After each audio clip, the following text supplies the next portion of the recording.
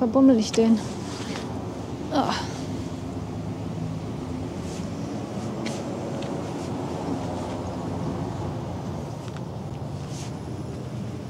Moin, ihr Landratten. Moin. Wir starten etwas früher und wenn ihr das Bild seht, dann wisst ihr auch warum. Weil gleich ist die Sonne weg. Also das Schiff, auf das wir warten, ist noch nicht da. Aber ich meine, guckt euch das bitte mal an. Ist das nicht schön? Dieser ruhige Hafen, dieses glatte Wasser im Hafenbecken und dann dieses Licht. Also ich könnte schon wieder eskalieren. So ein Träumchen, ne? Ja, am liebsten hätte ich schon vor einer halben Stunde gestartet, aber Da passiert ja hier nichts. passiert ja nichts. Außer schönes Licht. Aber das mussten wir auf jeden Fall mitnehmen. Also ohne dem. Guck mal, ohne da dem kommt die ging's nicht. Hafenbahn. Ja, genau. Ich muss mal gerade hier die zweite Kamera umdrehen.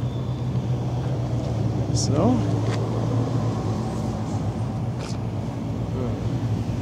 Moment. Ups, jetzt habe ich Kabeltüdel hier drin.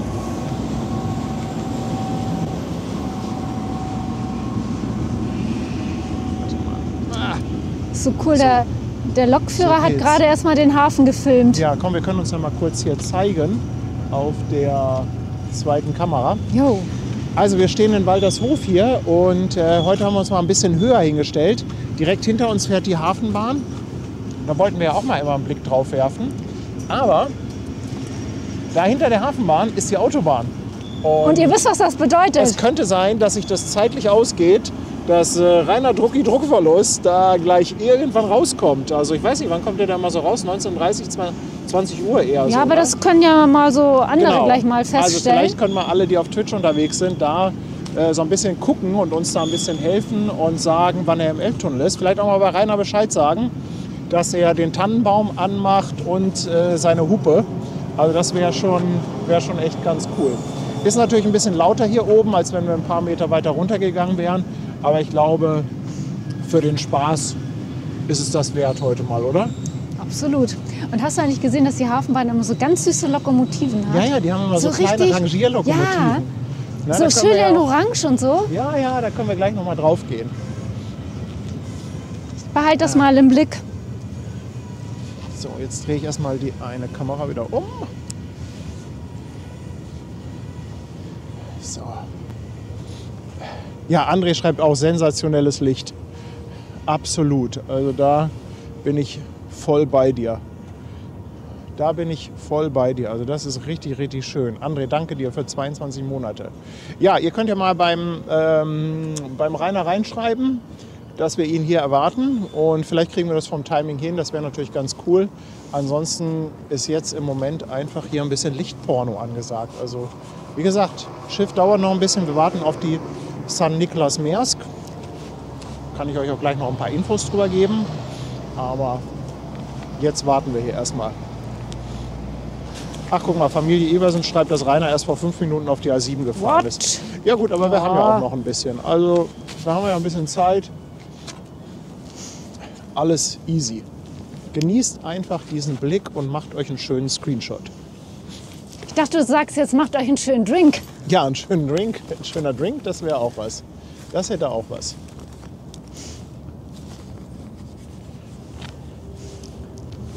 Schön, dass ich meine Brille auch gerade noch hatte und jetzt ist sie weg. Ja. Ja, Es ist dunkel, Tanja hat keine Brille. kann nichts gucken. Gut, dass hier ein hohes Geländer ist. Sonst müsste ich sie noch aus der Elbe fischen. What? Nein. Ja. Aber ich kann ja bei dir ein bisschen mit reingucken, wenn ich überhaupt was lesen kann. Oh, ey, das ist so schön. Guck mal, auch hier im Weitwinkel. Ja, aber da müssten echt ein paar Minuten eher drin sein. Ja. Also,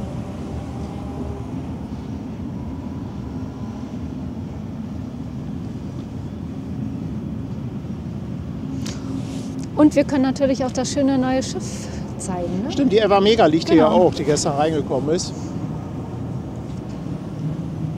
Können wir natürlich auch noch mal einen Blick drauf werfen, aber guck mal hier, die Van Carrier im Hintergrund.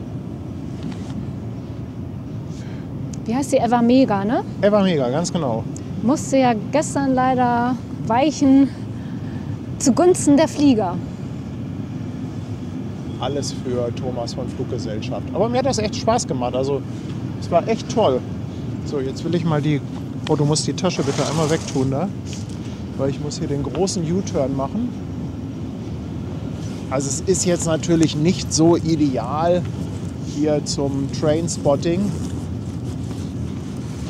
Aber so ein bisschen was bekommen wir drauf. Und da kommt eine von diesen kleinen Lokomotiven. Ach, das ist ja auch eine interessante Kombination. Lok, Waggon und dann nochmal eine Lok. Dann hier ein LKW, die sind hier natürlich alle unterwegs zu den Terminals.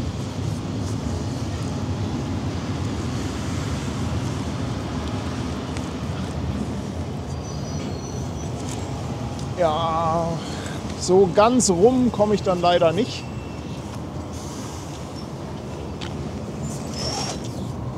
Muss ich noch mal etwas optimieren, das Setup, dass es auch 360 Grad fähig ist. Eine V90 war das, Sonja, ganz genau. Ach, das ist klasse. Also es gibt für alles immer einen Experten. Auch für die Lokomotiven. Eine V90.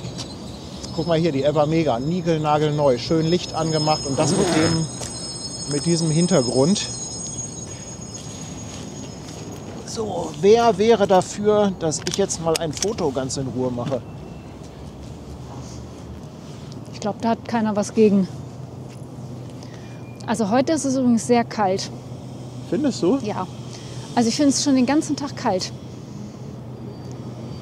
In Hamburg hat zwar richtig schön die Sonne geschienen, aber es ist irgendwie ungemütlich.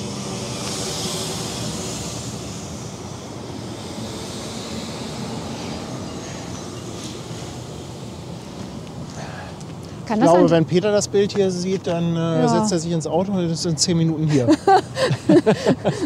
Rekordzeit von Waltrop nach Hamburg. Ja. 10 Minuten. Kann das eigentlich sein, dass die Hafenbahn da gleich wiederkommt? Irgendwie hält die immer das so kann sein, komisch, die fahren ne? hier immer so hin und her.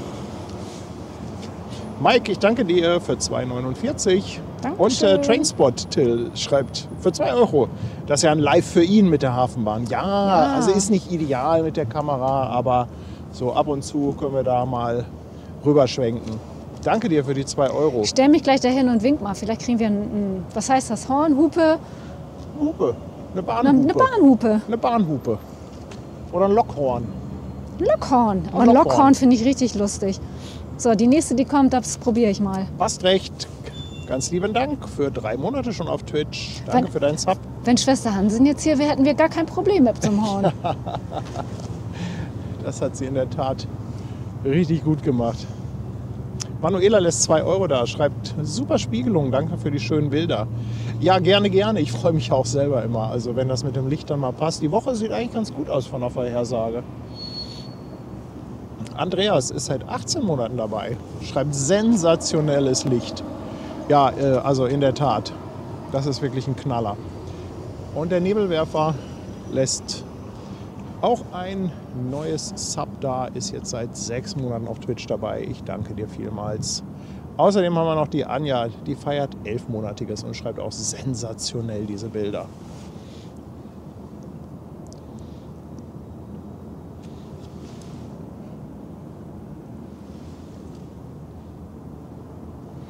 Ah, da wird auch gerade geladen an der Eva Mega. Also wir warten auf die Sun. Welche war das denn? San Niklas. San Niklas Maersk warten wir, ja. Und die San Niklas Maersk gehört zu einer Reihe von 10 Schiffen, die sogenannte Cap Sun-Klasse. Und wurde 2013 gebaut. Sie war das erste Schiff aus dieser Cap Sun-Klasse. Kriegst du eigentlich auch die Flieger, die da kommen? Ja, das ist, die gehen nach Fuhlsbüttel. Ja. Ja. Also wurden insgesamt 10 Schiffe gebaut. Die San Niklas Maersk war die erste, war 2013. Und die ganzen Schiffe haben alle eine Länge von 333 Metern, eine Breite von 48 Metern und wurden überwiegend im Südamerika-Dienst eingesetzt. Und deshalb haben sie auch relativ viel Anschlüsse für Kühlcontainer. Also haben insgesamt 2100 Anschlüsse für Reefer. So nennt man ja diese Kühlcontainer. Haben eine Kapazität von 9600 Toy und werden angetrieben von einem Zweitaktdiesel mit 55.000 PS. Gebaut wurden die Schiffe von Hyundai Heavy Industries in Südkorea. Und ja, wenn ihr Cap Sun hört, also die Schiffe gehörten natürlich Hamburg Süd, wurden dann, Hamburg Süd wurde ja 2017 von Maersk übernommen. Und ja, wenn ihr dann Cap Sun hört, dann denkt ihr auch, Mensch, da in Hamburg, da gibt es doch noch irgendwie so ein Schiff, das irgendwie mit Cap Sun beginnt. Und das ist absolut richtig, das ist die Cap San Diego. Und 1961 gab es schon eine erste Cap Sun-Klasse. Das waren insgesamt 6 Schiffe. Dazu gehörte die Cap San Diego. Das war auch eine Cap San Nicolas damals. Gab es auch schon. War quasi ein Schwesterschiff von der Cap San Diego. Dann gab es noch eine Cap San Marco, eine Lorenzo, eine Augustin, eine Antonia und halt die Cap San Diego. Ja, und San Nicolas, fragt sich vielleicht der einige oder der ein oder andere, was ist San Nicolas? Cap San Nicolas, die San Nicolas ist eine Insel im Pazifischen Ozean und gehört zu den kalifornischen Kanalinseln. Ist ungefähr 59 Quadratkilometer groß und ja, ist Kalifornien, gehört natürlich zu USA, wird verwaltet von der US Navy. So viel mal zu dem Schiff und zu diesem geschichtlichen Hintergrund. Hamburg Süd wurde selbst 1887 gegründet, war bekanntlich ja dann für mich als Bielefelder fanden wir ganz toll, dass wir eine Reederei hatten von 1955 bis 2017, Teil der Oetker-Gruppe.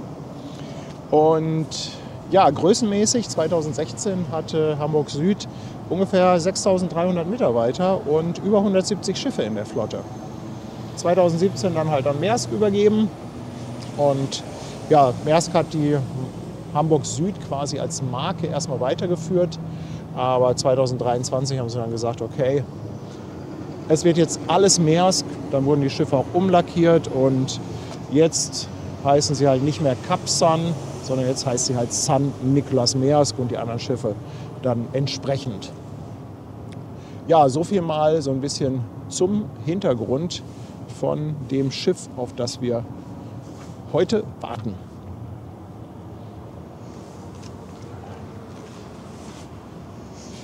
So, hier geht es schon wieder rund. Guck mal, der Trainspontil, man nennt es Makro, die Hupe von der Lokomotive. Okay. Makro? Makro nennt man doch Fotos von Naja, aber wenn ganz er nah das dran sagt, sind wird das von schon kleinen stimmen. Sachen. Okay, ein Makro. Interessant. Vielleicht ist es nur eine kleine Hupe, deswegen heißt die so. Makro ist wirklich interessant. Dann haben wir den Anton Zeyer mit 11,99. Anton, ich danke dir vielmals. Dankeschön. Außerdem, Frank Böhme feiert 10-monatiges. Schön, dass du schon so lange dabei bist. Er sagt erst Thomas, jetzt noch ihr zwei. Ja, Thomas war heute in Finkenwerder sehr erfolgreich. Tolles Wetter gehabt, tolle Bilder, viele Belugas, Startslandungen, also ohne Ende. Hier kommt übrigens auch noch viel gutes Feedback von gestern. Oh, das freut mich, das freut mich. Aber es war auch gestern, es hat echt Spaß gemacht. Mal so ein Ausflug in andere Welten. Hansi lässt auch nochmal 2,49 da. Ich danke dir vielmals. Und dann haben wir den Sönke mit 5 € per PayPal. Danke, danke, danke. Er schreibt mega Bilder, bin völlig geflasht. Hoffentlich habt ihr was Warmes zum Trinken dabei.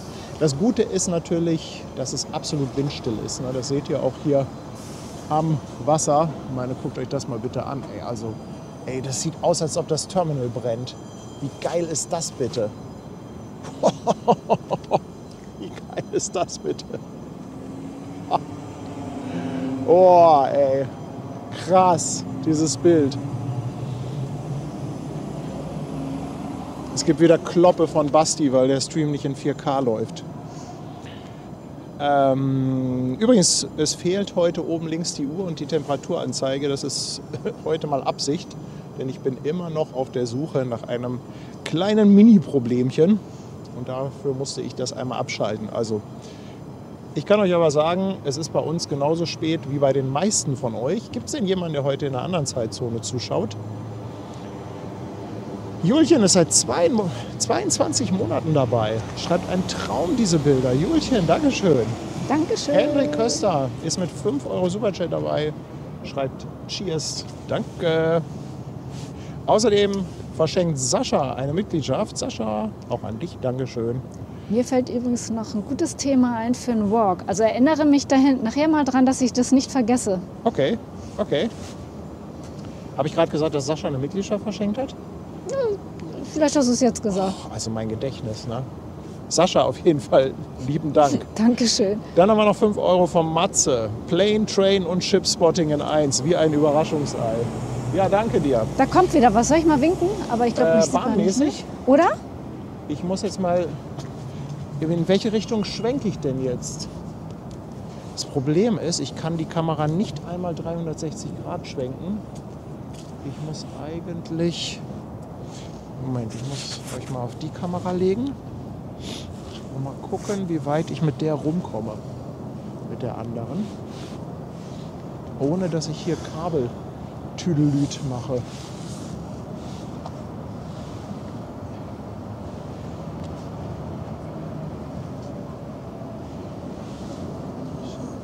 So. Da seht ihr Tanja, die fleißig winkt.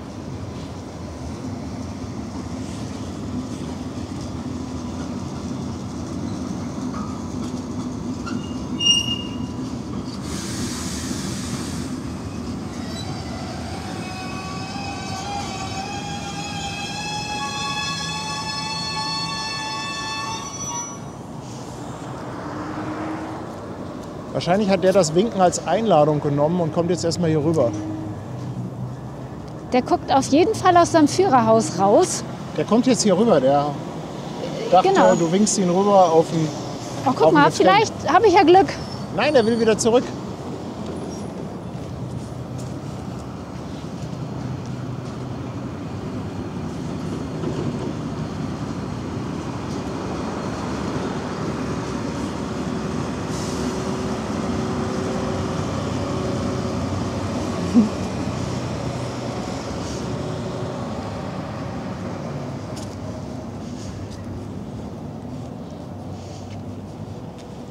Ja, und da haben wir die Autobahn und das wäre dann ungefähr so der Preis, den wir mit Rainer gewinnen könnten. Ich hoffe, mit ordentlich Gehupe und Geblinke. Er hat auf jeden Fall schon mal gewunken.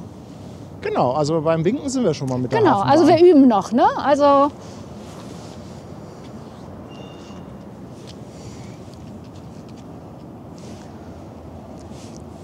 gibt es denn schon irgendwie eine Info von Rainer?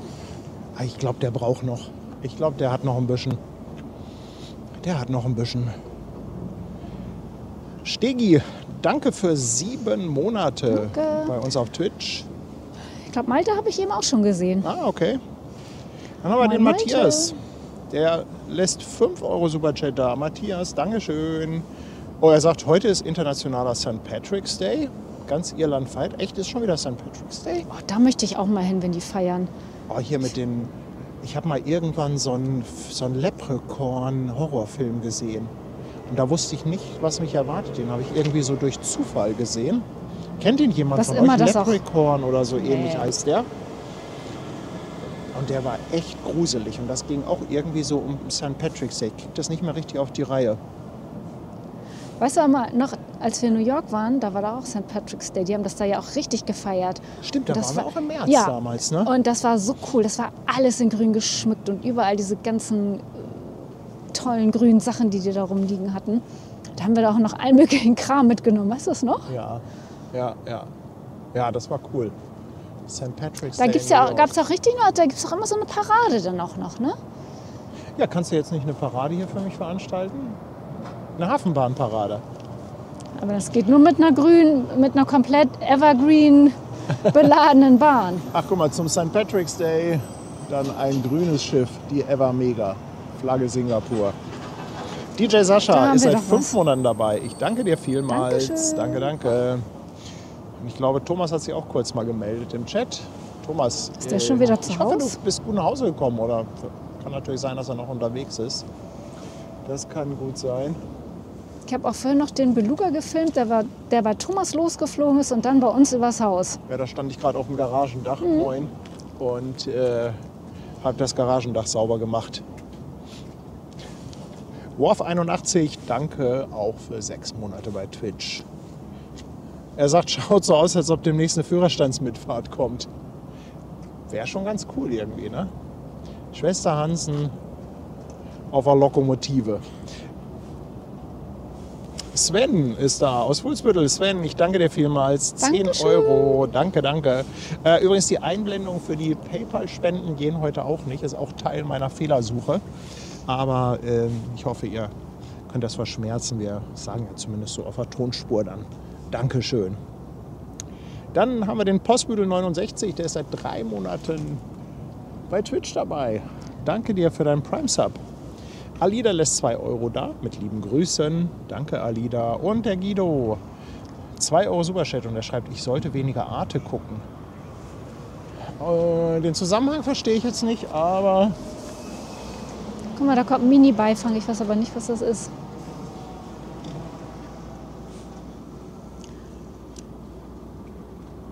Und Christian fragt nochmal, ob die Möwen gut zu Hause angekommen sind und ein gutes Zuhause gefunden haben. Ja, auf jeden Fall.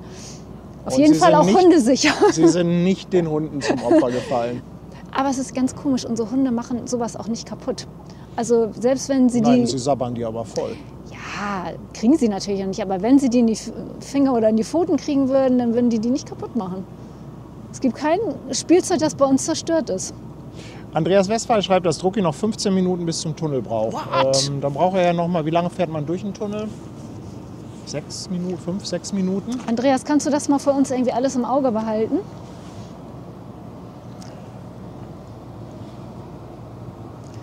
Vielleicht sollte ich mal meinen Twitch anschmeißen und mal gucken. Ja, vielleicht kannst du da ja mal bei Rainer einen Blick mit reinwerfen. Mhm, das mache ich.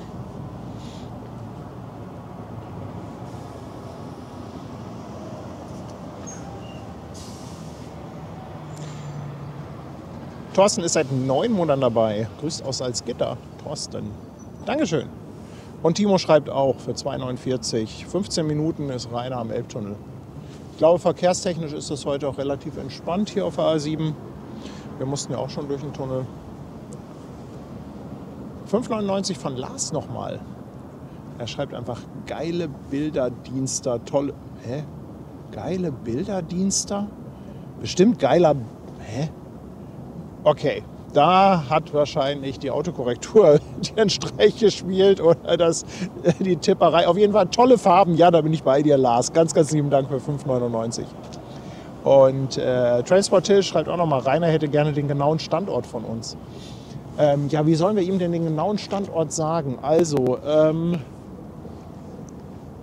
wir stehen quasi... Also er fährt doch so und so immer. Das ist doch seine, das ist Ja. doch seine Und er Hafencamp. kann uns quasi, also er hat auf der rechten Seite hat er diese Zelte, die seine Sicht versperren. Und quasi sehen wir ihn, wenn er direkt hinter dem Zelt hervorkommt. Also eigentlich stehen wir ja direkt, wo die Genau, großen also Schiffe liegen. Ab, Also genau ab da, wo er rechts den Hafen sehen kann. Vorher wird seine Sicht versperrt und dann kann er rechts in das Hafenbecken gucken. Ich glaube, so kann man das ganz gut, dann weiß er, glaube ich, Bescheid. Ne? Vielleicht- Die Zelte, die kennt er, die immer die Sicht versperren. vielleicht könnt ihr ihm das ja mal schreiben. Nein, eine Signalpistole haben wir nicht da.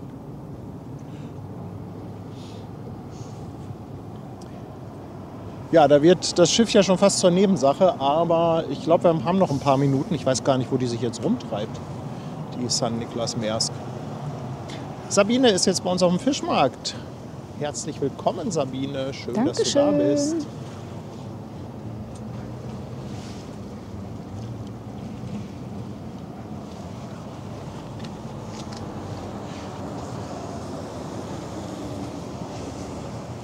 Wäre ja auch mal interessant, ob die wieder im Konvoi fahren, wen er dabei hat.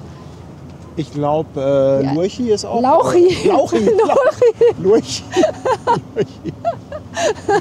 Rainer und sein Lurch.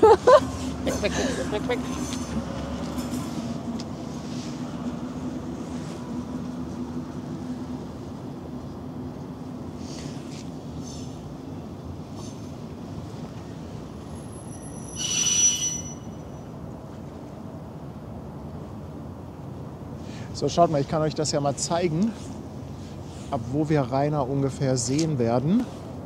Und zwar Da, diese Zelte meine ich, da wird irgendwie gebaut. Na, und wenn er da hinterherkommt, hier, so wie dieser DHL-Dingens, Moppel-Dings, dann werde ich versuchen, ihn einzufangen. Aber sehr lange sehen wir ihn auch nicht, da ist er dann irgendwann weg. Also das Ganze wird auch nur 2-3 Sekunden dauern.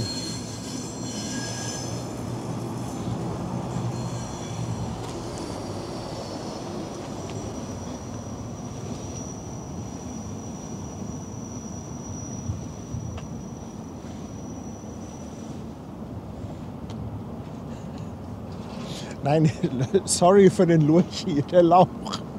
Lauchi natürlich. Mensch. Stimmt, Tades. Lurchi, das war bei den Salamanderschuhen. Lurchi der Salamander, hieß der nicht so?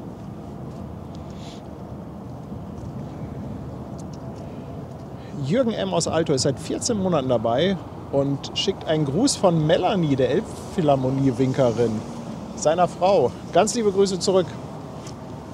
Dankeschön.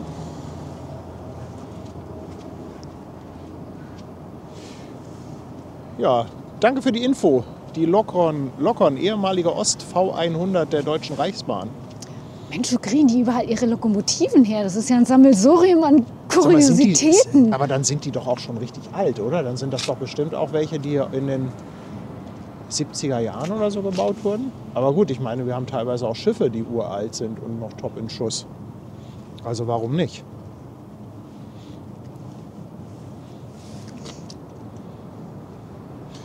Nils schreibt, Rainer möchte nach dem Zelt hupen. Hupen, blinken und Schreien.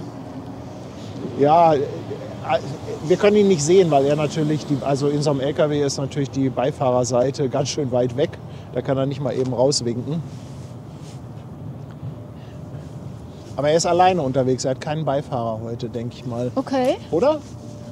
Sonst Nee, aber so einen Beifahrer hat er nicht. hat er nicht. Nee, also man sieht auf jeden Fall keinen.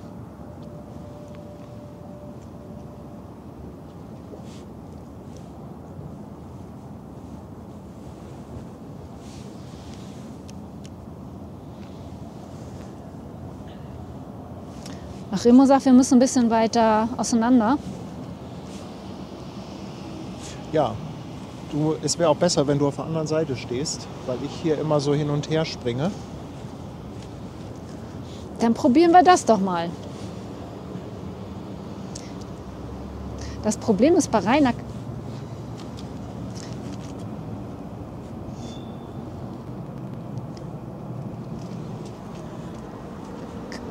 Kann man immer so schlecht sehen, weil der immer wie so ein Tannenbaum da in seinem LKW hat irgendwie, so eine Festbeleuchtung. Die lila Hölle. Ja, lila Hölle, ganz Lila genau. Hölle von Rainer.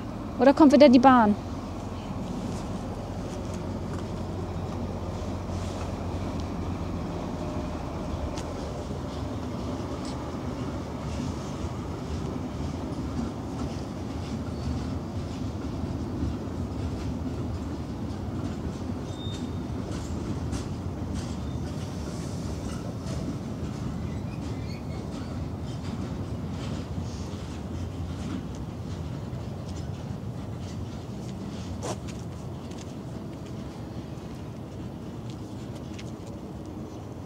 Eben das Ganze hier auf Handbetrieb umstellen. Sonst ist mir das zu hell.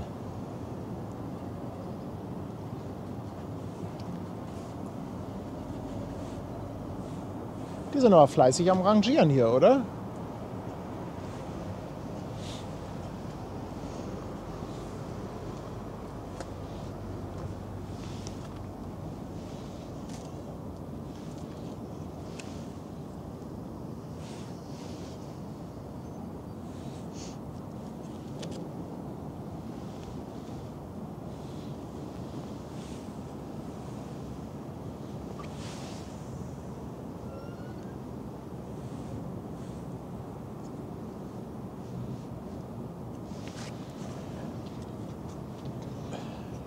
Das war jetzt eine West V100.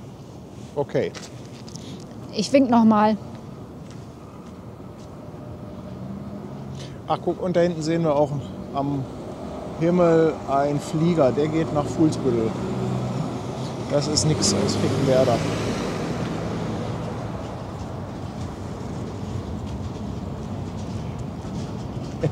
Der nächste Mod hier ist bestimmt ein Lokführer. Tanja ist fleißig am Winken, bis sie irgendwann ein Makro bekommt.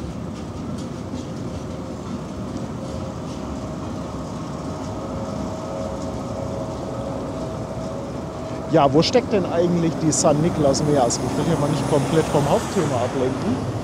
Vielleicht mag mal jemand einen Blick von euch auf den Wesselfinder werfen.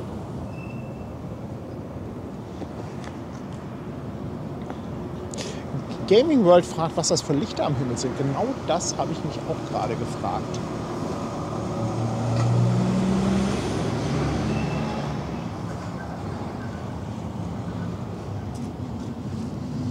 Sind das Möwen, die von irgendetwas angestrahlt werden?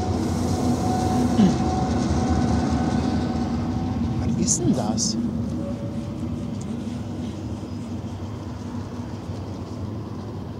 Das sind Vögel. Das sind ganz klar Vögel. Und irgendwie reflektieren die das Licht. Also wahrscheinlich sind das weiße Möwen, würde ich sagen. Guck dir mal hier die Vögel an auf dem Bild. Oh ja. Die machen auch eine Nachtschicht, würde ich sagen. Timo schreibt, Rainer ist jetzt im Tunnel. Sagt mir mal Bescheid, wenn er in der Hälfte des Tunnels ist. Ungefähr. Andreas Wilhelm schreibt, San Niklas Meersk ist gleich beim Bubendeiufer. Ja, ich glaube, dann können wir Rainer aber vorher noch mitnehmen. Auf jeden Fall.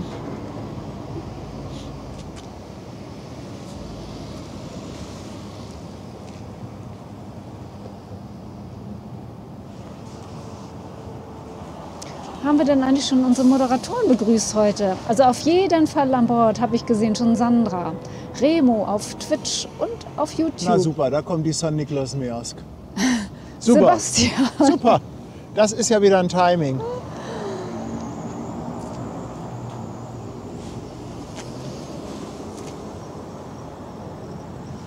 Kannst du hier irgendwas drauf erkennen? Ich habe ihn ja da drauf jetzt. Also. Ich schwenk gleich rum. Ich gehe mal hier auf die zweite Kamera. Und schwenke mit der anderen schon mal rum. Die ist ja noch weit weg, die San Niklas. Also ist ja alles noch im grünen Bereich.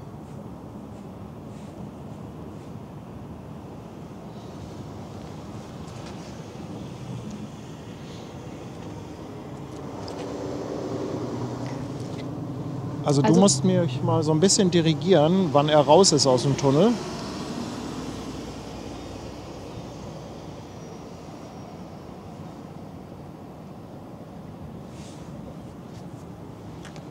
Warte mal, wenn er raus ist, braucht er ja noch. Dann sind das ja noch mal ungefähr 1,5 Kilometer bis hierhin.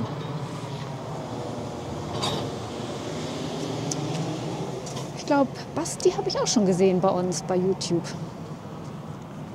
Alle wieder dabei. Alle dabei, supi. Ich glaube, Schwester Hansen musste schon Matratzenhorchdienst machen. Liegt die schon flach? Ja, die hatte Kopf.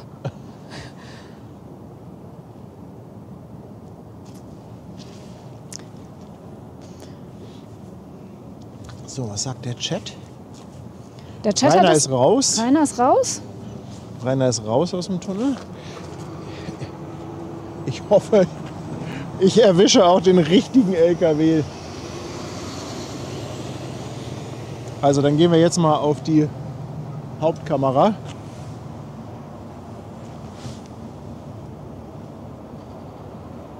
Oh Gott. Sicher? Wie soll ich den denn erkennen? Also weiße Zugmaschine mit gelbem Trailer, richtig? Hat doch wieder DHL geladen, ne? Ja, du musst ein bisschen in den Chat gucken, ob da irgendetwas...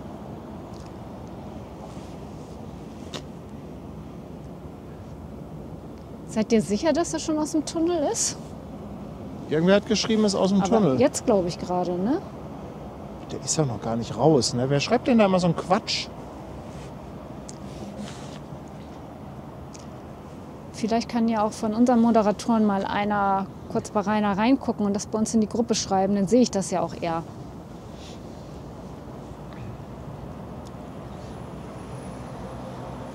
kann das echt nicht Er erkennen. ist noch nicht im Elbtunnel, wird hier geschrieben. Okay, okay. Okay. Das kam mir auch alles verdammt schnell vor. Die meinten bestimmt den anderen Tunnel, den Deckel, nicht den Elbtunnel.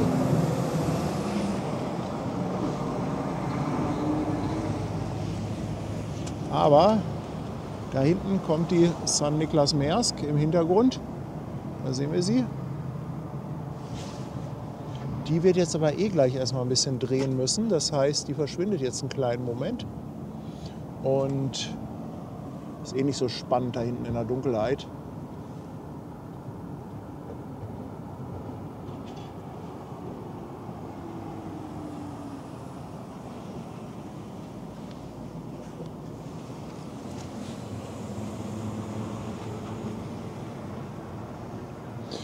Heute machen wir Truckspotting, Trainspotting, Shipspotting. Ein Triple sozusagen. Ach komm, Flieger hatten wir auch dabei. Winzig klein, aber Quattro-Stream. Jetzt winkt Tanja schon den LKW-Fahrern hier. Ja, Muss ich mir Sorgen machen? Nein, ich möchte, dass einer mal hupt. Das wär's doch.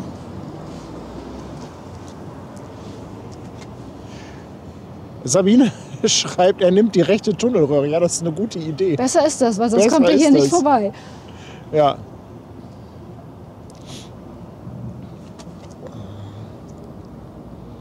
Weißt du, er macht sich so einen Scherz und nimmt die andere, weißt du, nur damit wir ihn nicht sehen.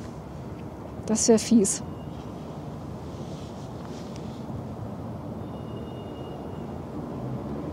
Ja, die San Niklas Maersk ist 333 Meter lang. Das heißt, von der Größe her müsste das eigentlich passen, dass die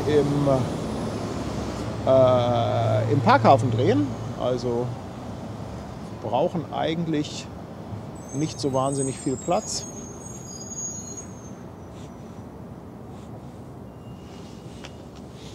Ist er denn mittlerweile drin oder?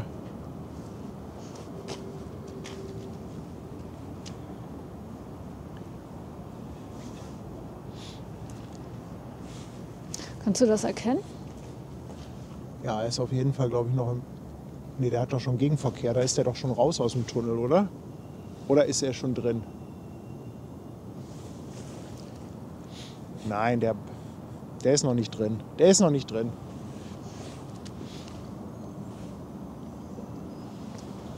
Ich muss Rainers Bild anzapfen hier.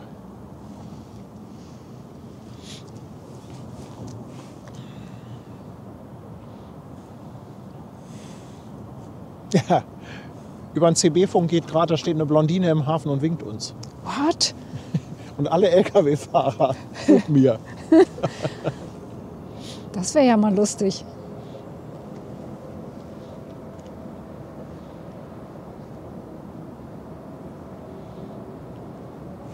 Ich glaube, die APL geht heute auch noch raus, aber erst spät, erst 23 Uhr oder so. Die Eva Mega hat auf jeden Fall mal mega Beleuchtung an. So viel können wir, glaube ich, sagen.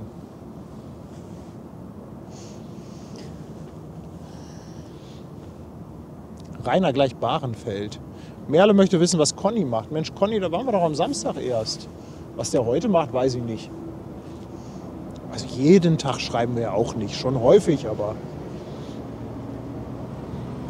Nee, Samstag hatten wir doch mit Conny einen super Stream.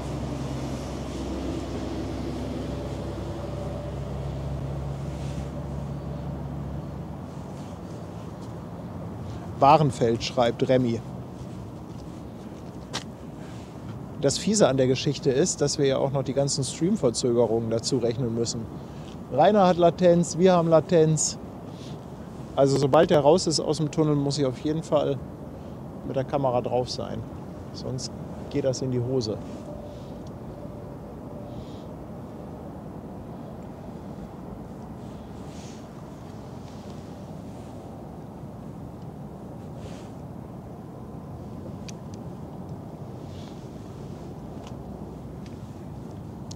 Jetzt geht's in den Tunnel.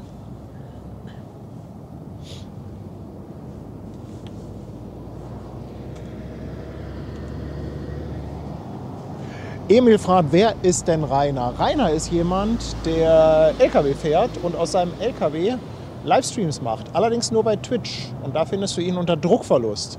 Ich war mit Rainer schon mal unterwegs, bei ihm im LKW. Aber er war auch schon mit mir unterwegs bei der Überführung der Asuka.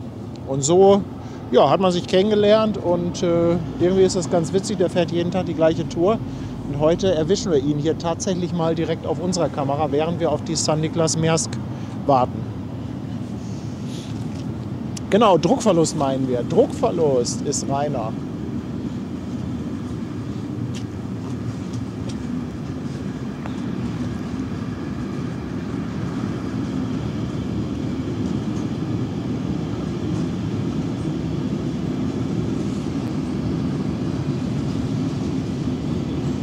Heute wollen wir ihn mal spotten.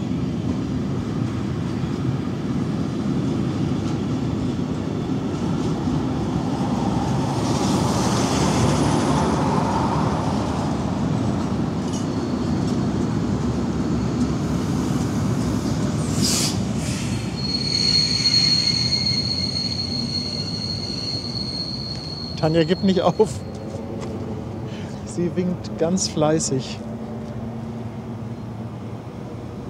Rainer wird sofort hupen, wenn ich hier stehen würde und winken.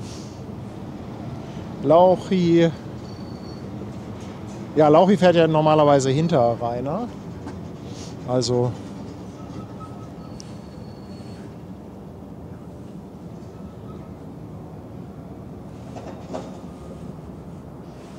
Ich drehe die Kamera schon mal um. Ich kann ja hier die zweite Kamera auf dem Hafenbecken lassen. Kann ich die zumindest schon mal einstellen.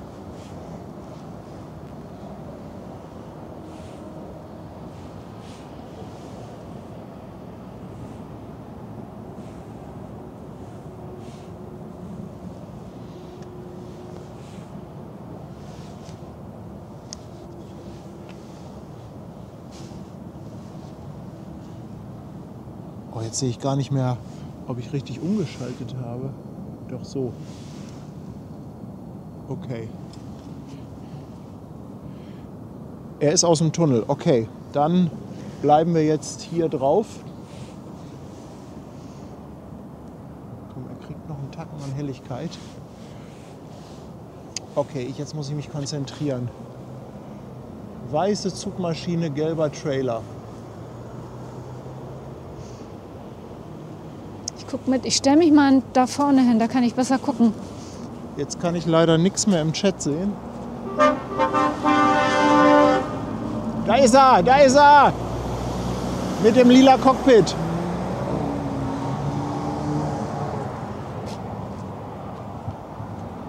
Und die Hupe haben wir auch von ihm. Sehr cool. Wo ist Lauchi? Ja, keine Ahnung. Wo ist Lauchi? Also der war auf jeden Fall nicht hinter ihm. Der war nicht dahinter, Nee. ne?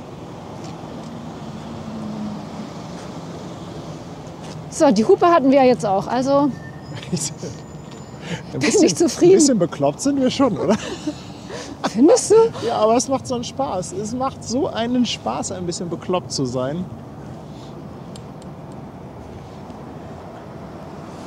Ja, das ist krass. Also da merkt man dann diese Streamverzögerung. Also ich glaube, in Summe kommen wir bestimmt auf 10, 20 Sekunden oder so. Rainers Verzögerung, meine Verzögerung. Als ihr geschrieben habt, er ist raus aus dem Tunnel, war er nämlich dann schon fast hier bei mir. Ja, und währenddessen dreht wahrscheinlich die St. Niklas Maersk gerade da hinten im Parkhafen. Parkhafen ist ja dieses Wendebecken vor der Einfahrt nach Waltershof. Und dort ja, können Schiffe drehen so bis ca. 350 Meter. Die längeren, die drehen dann direkt auf der Elbe.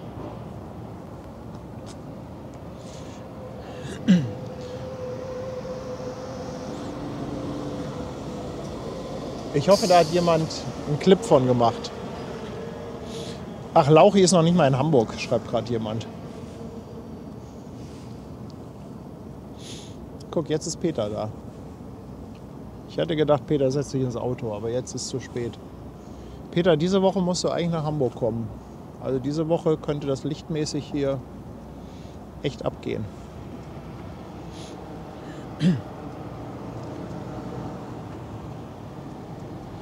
Hat Lauchi denn auch eine weiße Zugmaschine mit einem gelben Trailer?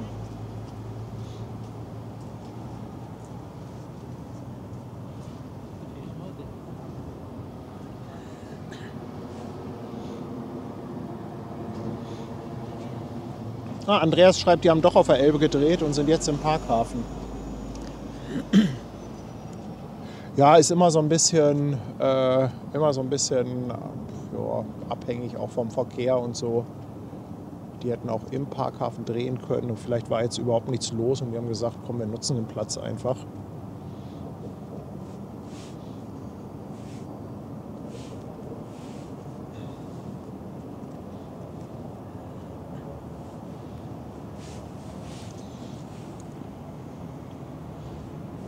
Also irgendwann werden wir da hinten hinter der pinken One. Welche ist denn das eigentlich, welche One? Hab ich gar nicht mitbekommen. Da müsste irgendwann ein Schlepper hervorkommen.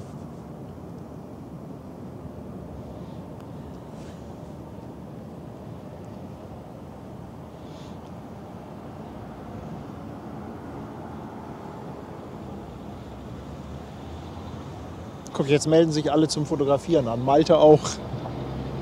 Also wirklich, das war, ihr müsst mal, wenn ihr jetzt später reingekommen seid, springt mal ganz schnell an den Anfang des Streams. Wir sind extra ein paar Minuten eher online gegangen, weil der Himmel echt so gebrannt hat. Das mussten wir euch einfach zeigen.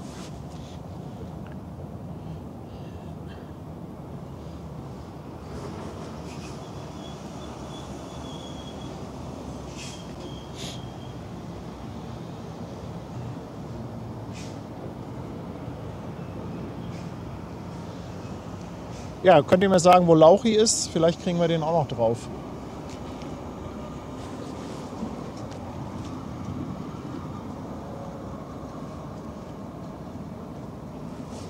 Die One Mackinac ist das. Danke für die Info.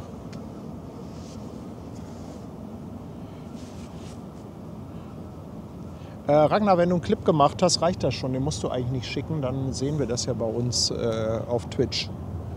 Also Clip machen reicht eigentlich vollkommen.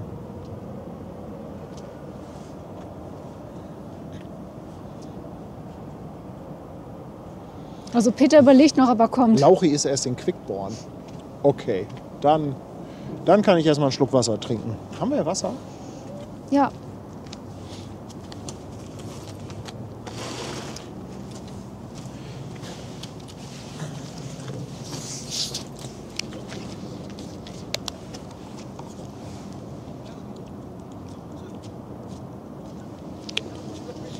Da kommen ein paar Seeleute vom... Hello. Hello, you're going to Siemens Club? Siemens Club, Dagdalben? Yeah, that way. On board of which ship are you? Evermega. You're on the Evermega? Yes, yes. Okay. Ah, cool. Cool. You're newscasting? We are doing a live stream. Oh. Yeah. Good, sir. Yeah. Hast du noch was You can mit? interview this guy. Wait. Here, I'm Kai. from Thank you. some merchandising. Thank you so much, You're, sir. you're from Philippines? Yes, Yeah. sir. Philippines. Yeah. Thank you so much. Thank you, sir. Have a nice evening. Bye, bye.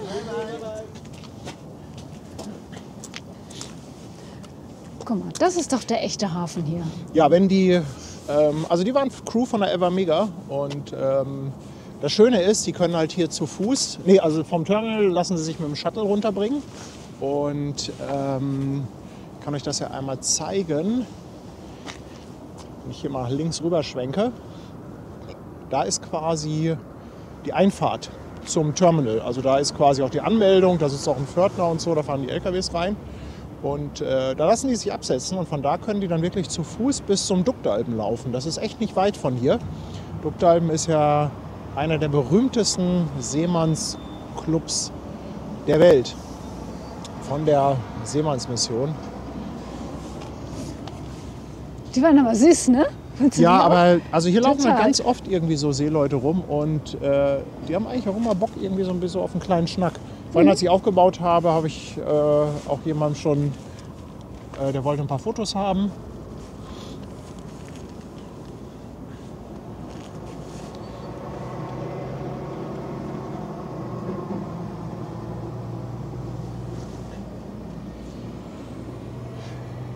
Jetzt muss ich hier nochmal in den Chat schauen. Guck mal, Micha H58 hat eine Mitgliedschaft verschenkt.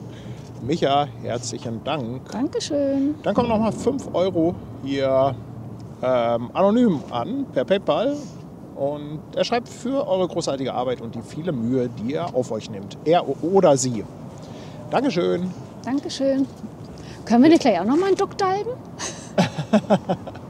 Remy ist seit 2 Monaten dabei, lässt seinen Prime-Sub da. Remy, Dankeschön. Und der Fabi ist auch auf Twitch mit dem Prime-Sub dabei, jetzt schon 3 Monate. Danke, danke. Jürgen Hergarten lässt 2 € da und meint, U-Boot-Spotting fehlt noch. U-Boote hatten wir schon jede Menge. Hatten wir jede Menge schon. Da hinten kommt übrigens das Schiff, die St. Nicholas. Ihr habt die noch nicht gesehen. Guck mal hier, die Elaine. War das nicht die, die auch mal irgendwie Besatzung oder so war? Oder auch mit auf dem Kreuzfahrer? Hier, guck mal, Elaine Warren. Ja. Da war jemand auf dem Elaine Warren. Genau, sie schreibt auch. Are you the mother of the sailor on board of the HMS Queen Elizabeth?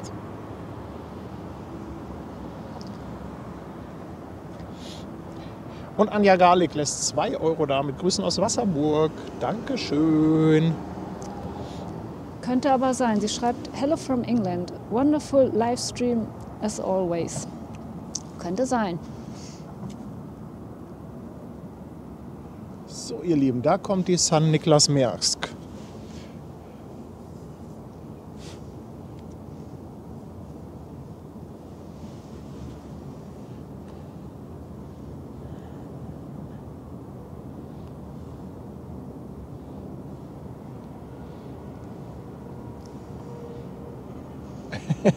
Fassi Barnes schreibt auch nochmal dickes Dankeschön von Rainer.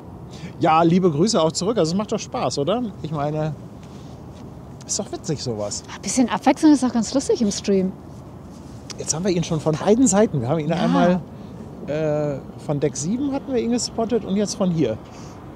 Aber dass das auch zeitlich passt.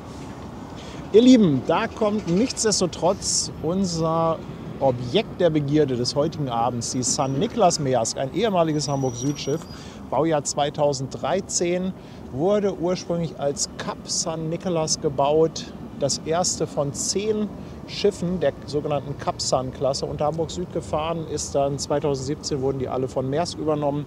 2023 wurde die Hamburg Süd, der Name oder die Marke, dann quasi komplett gelöscht und dann wurden alle Schiffe zu Maersk überführt, wurden dann auch größtenteils umlackiert. Ich glaube, es gibt noch 3 oder 4, die noch in ganz Rot fahren. Und ja, die St. Nicholas war das erste dieser Klasse. 333 Meter lang, 48 Meter breit, 9600 Toy, 2100 Anschlüsse für Kühlcontainer, sogenannte Reefer Plugs. Hauptsächlich im Südamerika-Dienst unterwegs, weil da wird unheimlich viel Kühlfracht gefahren. War damals in dem Zeitraum 2013 bis 2016 waren die Schiffe der Kap-San-Klasse und die Valparaiso-Express-Klasse waren die größten Kühlcontainer-Schiffe, was die Anzahl der Reefer-Anschlüsse anging. Und die fuhren alle quasi auf dieser Linie nach Südamerika. Whiskig lässt ein Prime-Sub da. Herzlich willkommen an Bord. Schön, dass du dabei bist. Und René aus Graubünden ist seit 13 Monaten dabei. Dankeschön. Und er ist endlich auch mal wieder live dabei. Nilsi lässt 5 € Superchat da und meint, bei der Tour der Giganten, da wird dann auch Pause im Duckdiven gemacht. Ja, das ist cool. So, wir sehen die Schlepper da hinten am Arbeiten.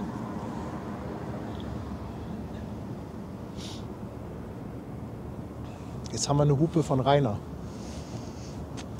Zwar keine von der Lok, aber dafür eine von Rainer. Ja.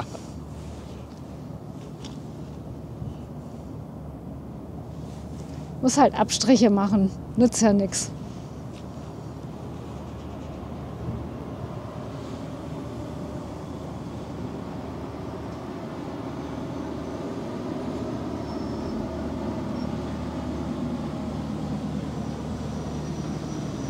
Ja, und Jens schreibt auch nochmal, es sind alles Nachfolger der Kap San Diego.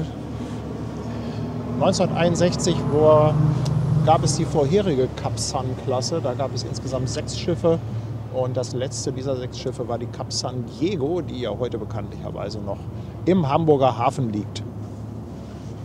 Lutz, ich danke dir für 2 Euro. Er schickt Grüße Dankeschön. vom Grauerort.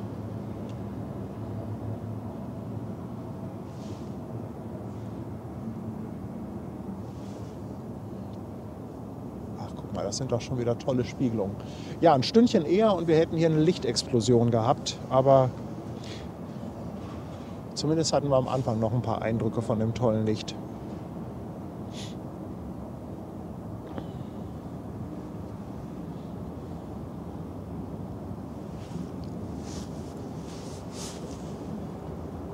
Morgen sind wir, oder morgen bist du auf der Stettin, ne? Genau, morgen auf der Stettin. Höchstwahrscheinlich geht der Stream um 16:30 Uhr los. Da machen wir einen Rundgang in die Maschine. Und das Ganze machen wir zusammen mit dem Martin. Einige von euch kennen ihn ja. Er war ja schon mal zu Gast im Stream. Und Martin ist ja Lehrer, Physiklehrer. Und er hat gesagt, pass auf, wir machen mal einen kleinen Rundgang in die Maschine und ich erkläre mal so ein bisschen, wie eine Dampfmaschine funktioniert. Also morgen ein bisschen Sendung mit der Maus. Sendung mit Martin. Oder Löwenzahn, oder? Wie hieß es so? Welche Schlepper sind denn das hinten dran? Ich kann es gar nicht sehen. Christian schreibt, die 91 ist ganz gut in Action. Dann gehe ich mal davon aus, dass die 91 am Heck ist. Also 8 dann.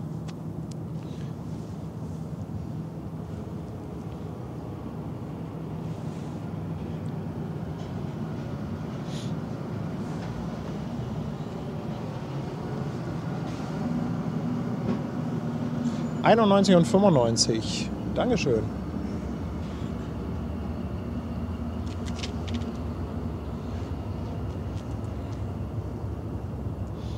Und Erhard schickt 2,49 mit Grüßen aus... Oh, was war denn MG nochmal? Mönchengladbach, oder? War MG Mönchengladbach? Danke dir. Und er schreibt tolle Lichtspiegelung. Herzlichen Dank. Ah, guckt euch auch mal an, wie glatt das Wasser bitte ist. Ist ja Wahnsinn. Ich glaube, der Wind hat auch ein bisschen nachgelassen, ne? Ja, es ist irgendwie kaum war das Wind. Es ist fast vorhin noch windstill. fieser. Ja. Erhard schickt, Erhard hatten wir ja gerade schon. Guido schickt noch 8 Euro Superchat und sagt, gib den Jungs von der Stettin 8 Euro von mir. Hast du da noch Schulden? Wieso genau 8 Euro? Guido. Und Christina ist mit 2 Euro Superchat da und schreibt, danke für den Holzglücksschleppi zum Kartenspiel. Gerne. Dankeschön. Die Schweiz ist auch dabei mit dem René aus Graubünden. Er lässt 10 Schweizer Franken da. Danke dir, René. Er schreibt, immer sehenswert, eure Streams. Herzlichen Dank. Ja, und die ist noch ein ganzes Stück weit weg, die St. Niklas Maersk. Der Standort ist wirklich schön, wenn man Containerschiffe aus nächster Nähe beobachten möchte. Die wird halt gleich hier ganz nah an uns rangelegt. Und zwar quasi hier linker Hand an die Position 1 und 2 vom Eurogate. Diese tollen Holzsachen, die macht übrigens immer der Kreativ-Andi bei uns. Ist auch immer mal im Chat zu finden. Ich glaube, ich habe ihn auch schon gesehen hier. Oh, Andi ist oft da. Ich glaube, der hat heute ein ganz besonderes Ohr auf deine Sachen, die du hier siehst, weil Andi hat ja mal bei Hamburg Süd gelernt. Ach, echt? Mhm. Meinst du, der kontrolliert das, was ich hier Auf jeden Fall. quatsche und erzähle? Der filtert erstmal dein ganzes Seemannsgarn, was du hier raushaust. Ach komm, Seemannsgarn. So schlimm ist das hoffentlich auch nicht.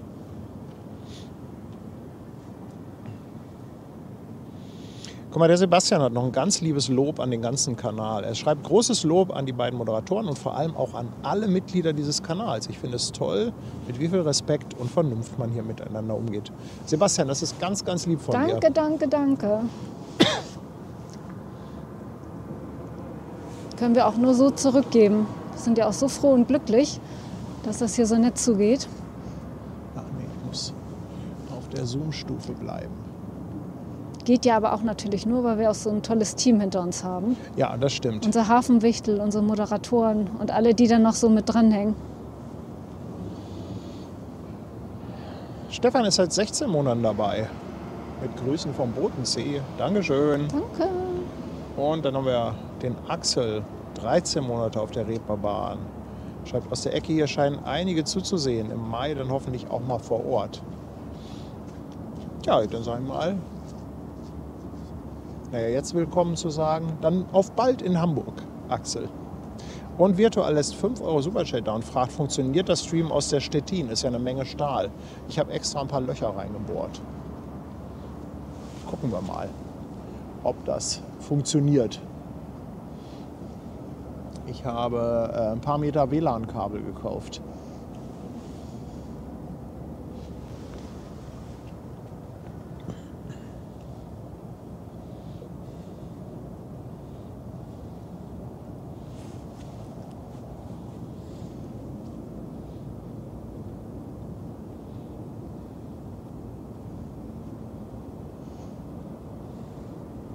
Gerhard sagt, wir waren auch bei Rainer im Stream zu sehen. Ja, der hat ja diese Kamera Diese zur Seite Hafencam, raus. ne? Er nennt die immer Hafencam.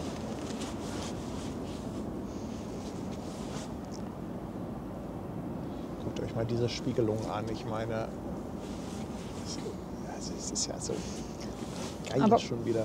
Guck mal, der Guido schreibt nochmal, immer wenn ich in Hamburg oder Flensburg bin, klappt es nicht mit dem... Kannst du das mal vorlesen? Ich kann das nicht lesen. Das ist nochmal auf deine Frage. Deswegen klappt es nicht mit Stettin oder Klaus D. und die sind auf Spenden angewiesen. Ach so, deshalb schreibt er das. Alles klar. Wir schmeißen da eh was rein. Ja, also das ist ja wohl Ehrensache. Wir dass waren wir ja hier auch da- schon ein paar Mal auf der Stettin. Wir haben ja auch Kontakt da teilweise. Genau, Ne? Haben ja auch Also- schon mal ein paar Sachen ja. gemacht. Nein, das ist Ehrensache, dass wir Immer. da auf jeden Fall auch was in die Spendenkasse tun.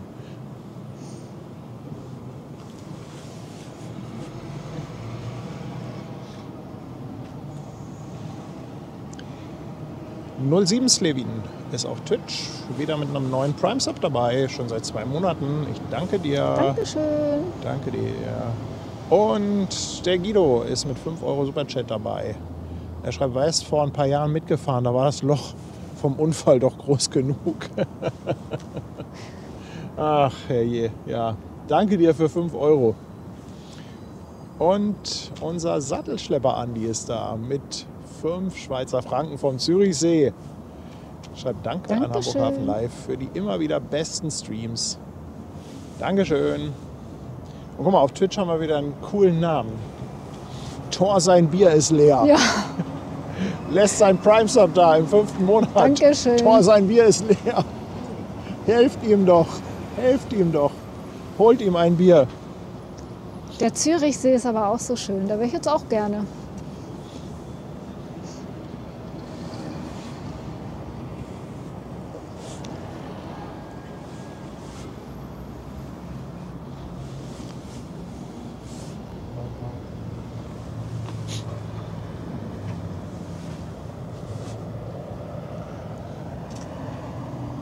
Also Zürich kann ich übrigens als Städtereisen-Fan auch nur wärmstens empfehlen. Das ist echt toll.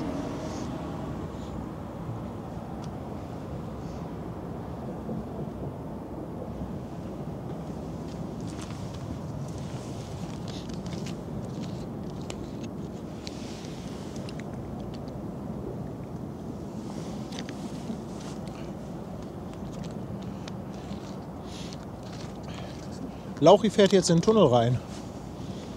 Meinst du, den kriegen wir auch noch vor die Linse? Reiners Wingman.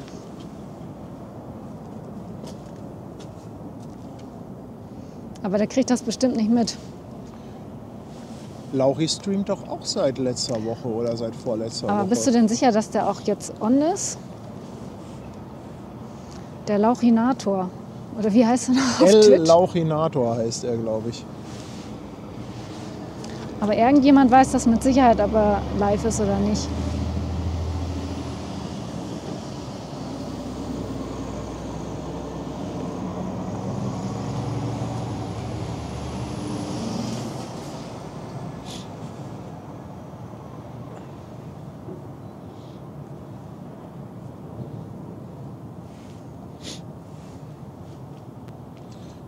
Lauchi ist live, ja super. Hertus, ich danke dir für 100 Bits. Danke, danke. Dankeschön. Lauchi ist jetzt im Tunnel. Weißt du denn noch, dass wir hier stehen? Genau, weiß er, dass wir hier stehen? Kann der auch hupen und blinken? Dann würde ich mal, ja, ich kann ja mal die Kamera umdrehen. Können wir noch so lange auf dem Hafenbild bleiben. Muss ich noch mal etwas die Helligkeit anpassen.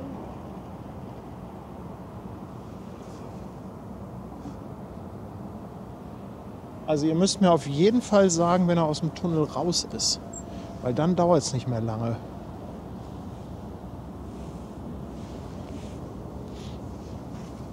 So, mal kurz gucken, ob das Umschalten klappt gleich. Ja.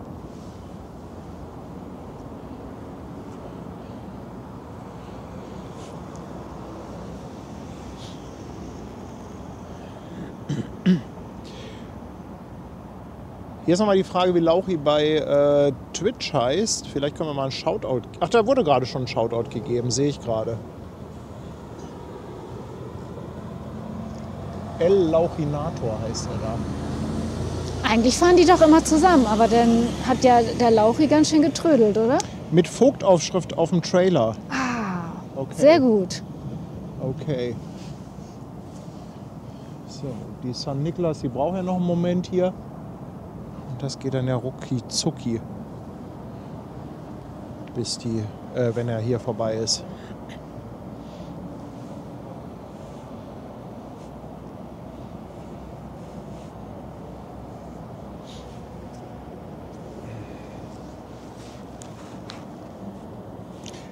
Reimann schreibt, Lauchi ist raus. What? Okay. Also, weiße Maschine, gelber Trailer. Gut. So, mal gucken.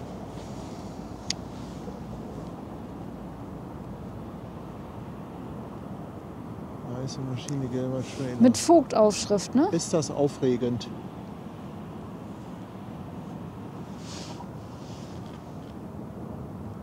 Ach, bei Lauchi gab es Ladeprobleme. Bitte? Bei Lauchi gab es Ladeprobleme, deswegen ist er so spät. Also der hat denn diesen Vogtauflieger, sondern nicht den von DHL, ne? Ich guck mal nach. Das ist er nicht. Da. Da ist er doch, Da oder? ist er. Der Lauchinator. Hat auch gehupt. Aber auch nur ganz zaghaft. Ganz zaghaftes Hupen. Lauchi, das üben wir noch. Können wir Lauchi ein schönes Typhon schenken? So ein Schiffstyphon. So ein Schiffstyphon. Wenn der das hier raushaut, dann kracht hinter ihm der Elbtunnel zusammen. Lass das mal lieber. Ja, aber wir sind genau richtig. Guck mal, die San Niklas ist jetzt schon hier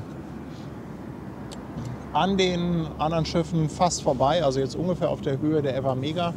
Schon ein bisschen zurück. Wir sind jetzt schon ganz, ganz dicht dran.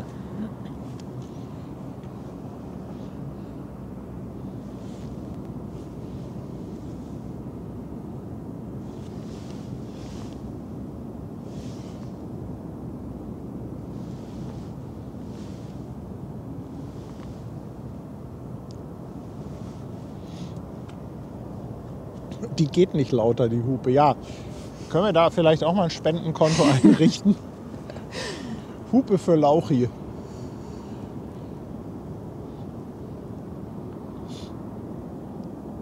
Ich meine, wie soll der auf sich aufmerksam machen?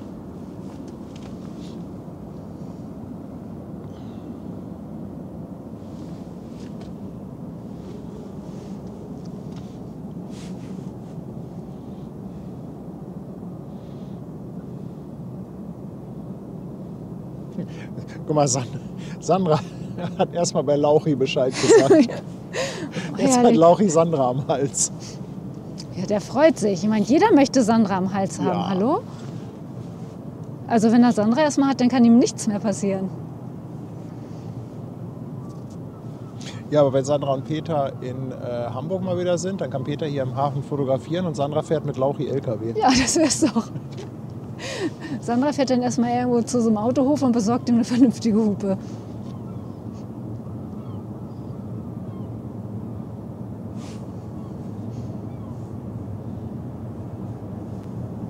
Siehst du, sagt sie genau. War doch klar. Ralf, ich danke dir für 6 Monate. Er schreibt Kinder, wie die Zeit vergeht. Und Robby Dick ist 13 Monate dabei. Auch an dich ein dickes Dankeschön, mein Lieber. Dankeschön.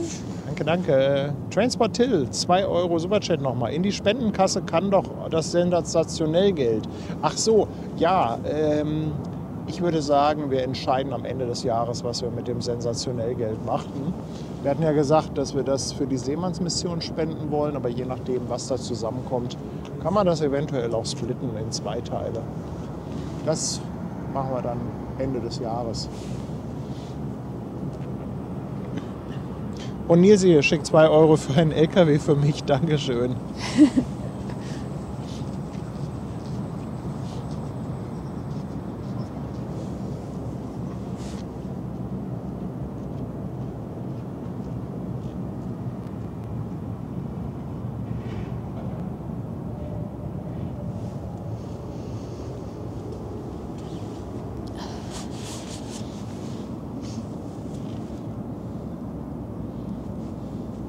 Hier, Sebastian Kolze, nur weil ich sage, das Sensationellgeld, musst du nicht gleich den Zähler hochsetzen.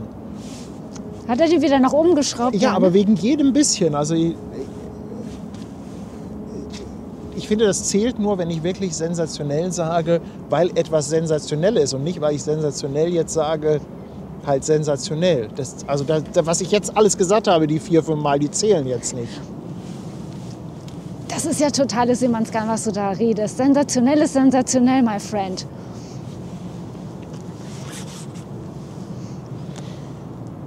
Klaus, herzlich willkommen bei uns auf dem Kanal. Dankeschön.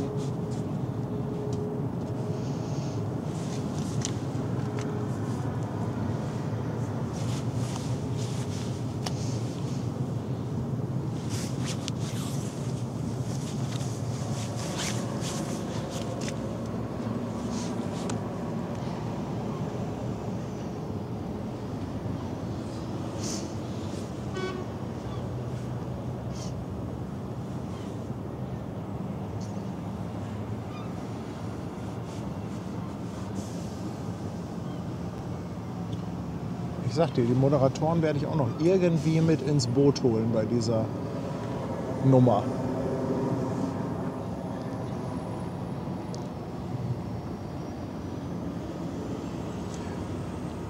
Guido Jakobs, 2 Euro, ganz lieben Dank. Er schreibt, hat Tanja recht, von mir auch das S-Wort. Sag es. Sensation, oh Mann, sensationell. Leck mich doch am Arsch. Ey.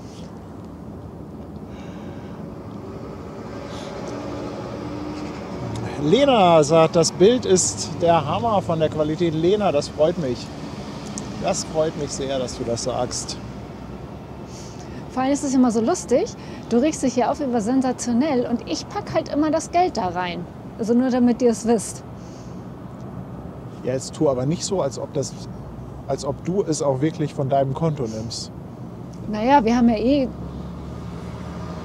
ein Konto zusammen. Aber ich sorge dafür, dass es da auch reinkommt. Ja, so eine richtige Geldtrennung haben wir nicht. Also macht euch mal keine Sorgen. Ich zähle das schon ganz genau durch. Ja.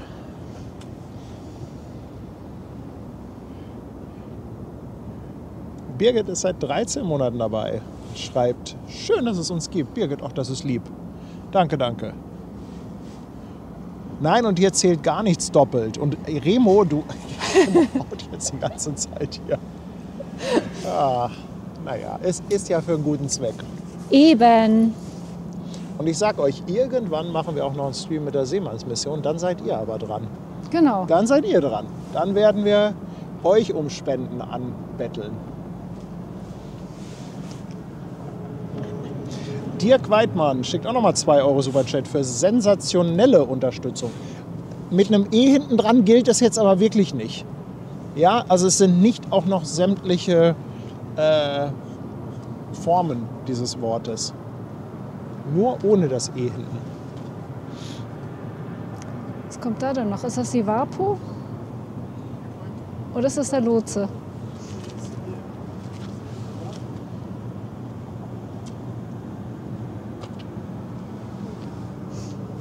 Ich weiß gar nicht, wer da kommt. Das Oder- ist die Vapo. Auf jeden Fall kommen sie im Stockdustern. Solange es keine Piraten sind, ist alles gut.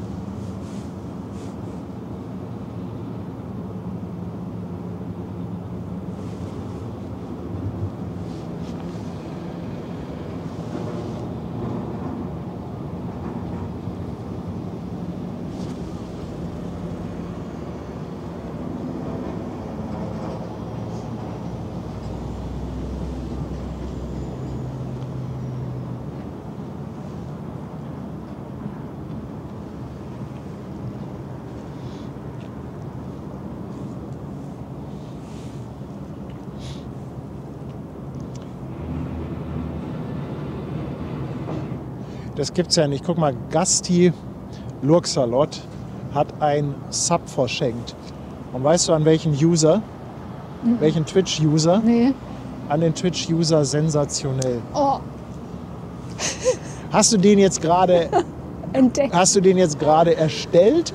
Oder gibt es den und der weiß jetzt irgendwie überhaupt nicht, wie er zu diesem Sub kommt?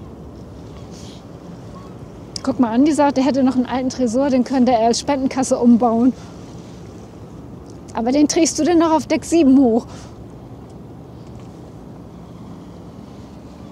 Rainer Ulf lässt 10 Euro da per PayPal. Rainer, Dankeschön. Bei diesen sensationellen, da unten ist er. Für die Sensationellkasse. Liebe Grüße aus Mülheim. Rainer, ich danke dir vielmals. Danke. Dankeschön. Und dann haben wir den Stefan. Danke dir für 14 Monate schon bei uns. Wahnsinn, diese Unterstützung. Ey, ihr seid echt crazy. Ihr seid völlig crazy. Andi, der Sattelschlepper, lässt auch noch mal 10 Schweizer Franken da. Bei diesen sensationellen Bildern in dem sensationellen Stream mit sensationellen Hamburg Hafen Live-Moderatoren und sensationellen Zuschauern kann man nur sensationell sagen. Ja. Dem ist nichts hinzuzufügen. Nee.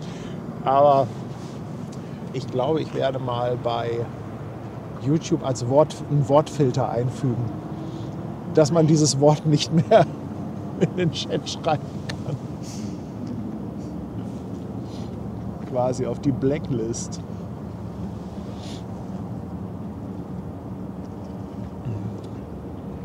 Guido Jakobs schreibt, Paddy, lass es sein, schmeiß was in das Phrasenschwein, ja. Jetzt ist gut. Licht an.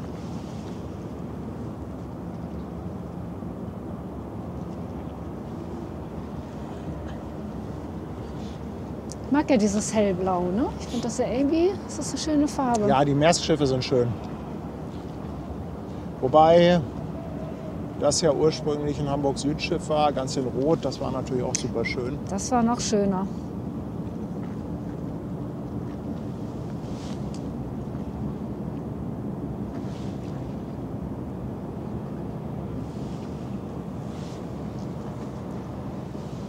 Ach, guck mal, wie toll.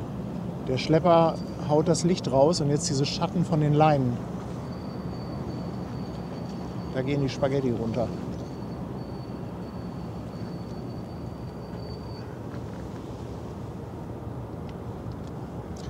Ach, das ist aber lieb vom Schlepper. Da denkt wieder einer mit. Wer ist denn das heute? Ist das der Jensemann? Der 91.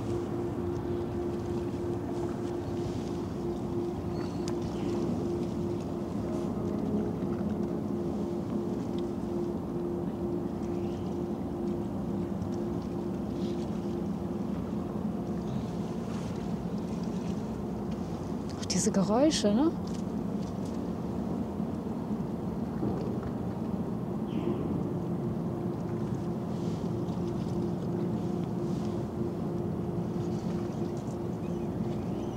Da steht auch schon jemand von den Festmachern.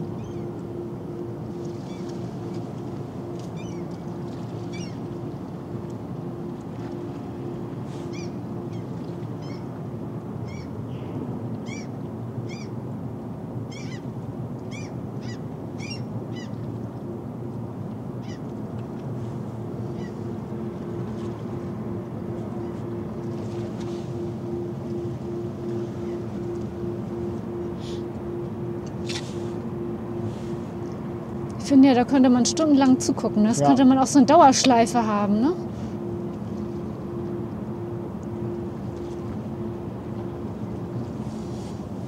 Man einfach mal so einen 24-Stunden-Stream Schlepper bei der Arbeit.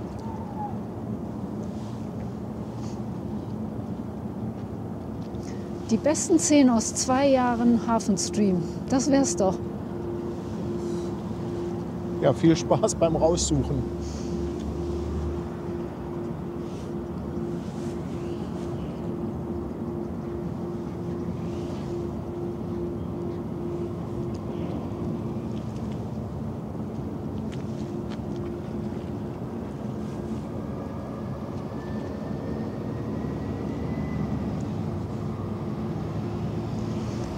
Heiko schreibt, bin neu hier. Um welches Wort mit S geht es? Heiko, nein, darauf falle ich nicht rein. Darauf falle ich nicht rein. Hansi, 2,49 für Fischstäbchen. Herzlichen Dank, Hansi. Und Trainspot Till ist auch nochmal 2 Euro da. 150 Mal. Danke, danke. Oh, lecker Fischstäbchen. Oh, Fischstäbchen sind so lecker. 7 Monate mit dem Prime Sub, der Grasbauer. Herzlichen Dank dafür. Danke, dass du schon so lange dabei bist. Mensch. Ihr seid echt verrückt. Ihr seid verrückt, Leute.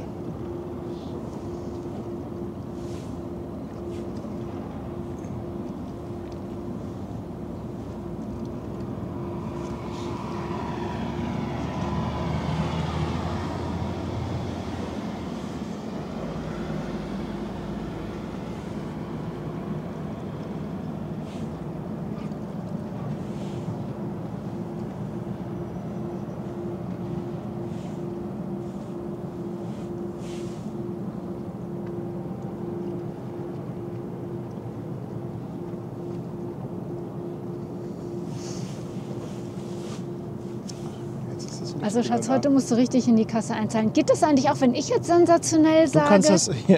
Zählt das dann auch? Ja, bei Tanja zählt das auch, oder?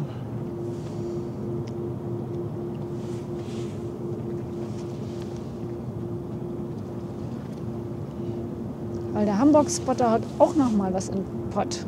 Ich habe ja leider meine Brille nicht auf. 5,99, ganz lieben Dank an den Hamburg-Spotter. Wie konnten wir noch jemals ohne diesen sensationellen Stream leben? Das Highlight des Tages. Ich werde euch gleich alle ignorieren.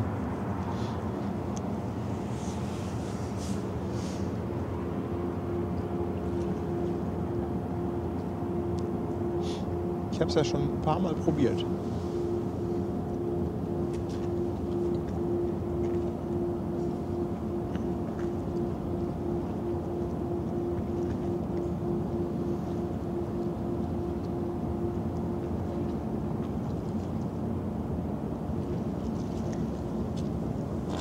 Die hat ja auch einiges an Kühlcontainern dabei, ne? Vielleicht sind da die Fischstäbchen drin.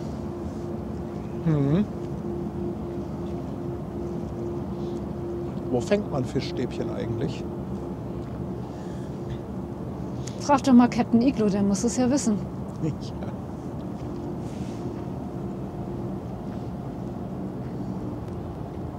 Oder Hansi Seehund, ich denke mal, der weiß das auch, wo es die gibt.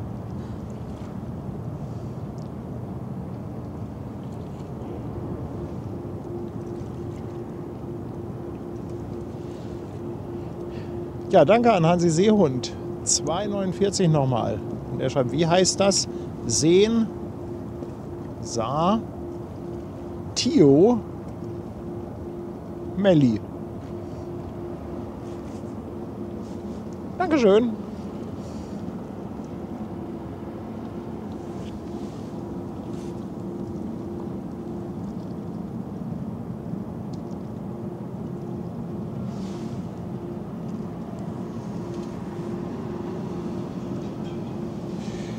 Martin Sperlich, seit 7 Monaten dabei. Dankeschön. Und er schreibt auch Dankeschön. keine Sekunde bereut. Das freut Danke. uns. Danke. Oh, die Schlepper machen heute aber auch wieder exzellente Lichtarbeit hier. Richtig Ganz gut. exzellent.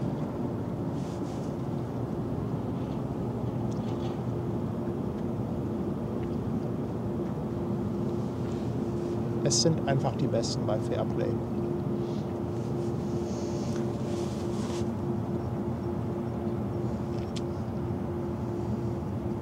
Vielleicht sollten wir noch mal ein bisschen Werbung für unser Event am Hafengeburtstag machen. Ja, mach doch mal. Für unsere schöne Hamburg Hafen Live Lounge im Gin Hotel. Also wenn ihr Lust habt, die Ein- und Auslaufparade mit uns live zu erleben, könnt ihr euch da gerne anmelden. Das ist oben auf der Dachterrasse vom Gin Hotel. Da sind wir dann zu den Zeiten, wo die Schiffe eben einlaufen oder auslaufen. Ja, und wollen ein bisschen da mit euch Zeit verbringen. Vielleicht ist ja einer so lieb und haut mal den Link rein. Da könnt ihr euch gerne anmelden. Und dann würden wir uns freuen.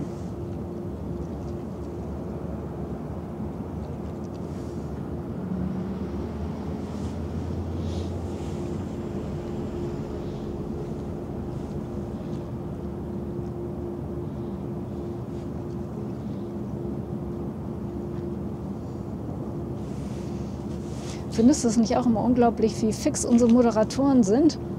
Du hast das doch kaum ausgesprochen. Das sind alles Maschinen. Da. Das sind echt alles alles Maschinen.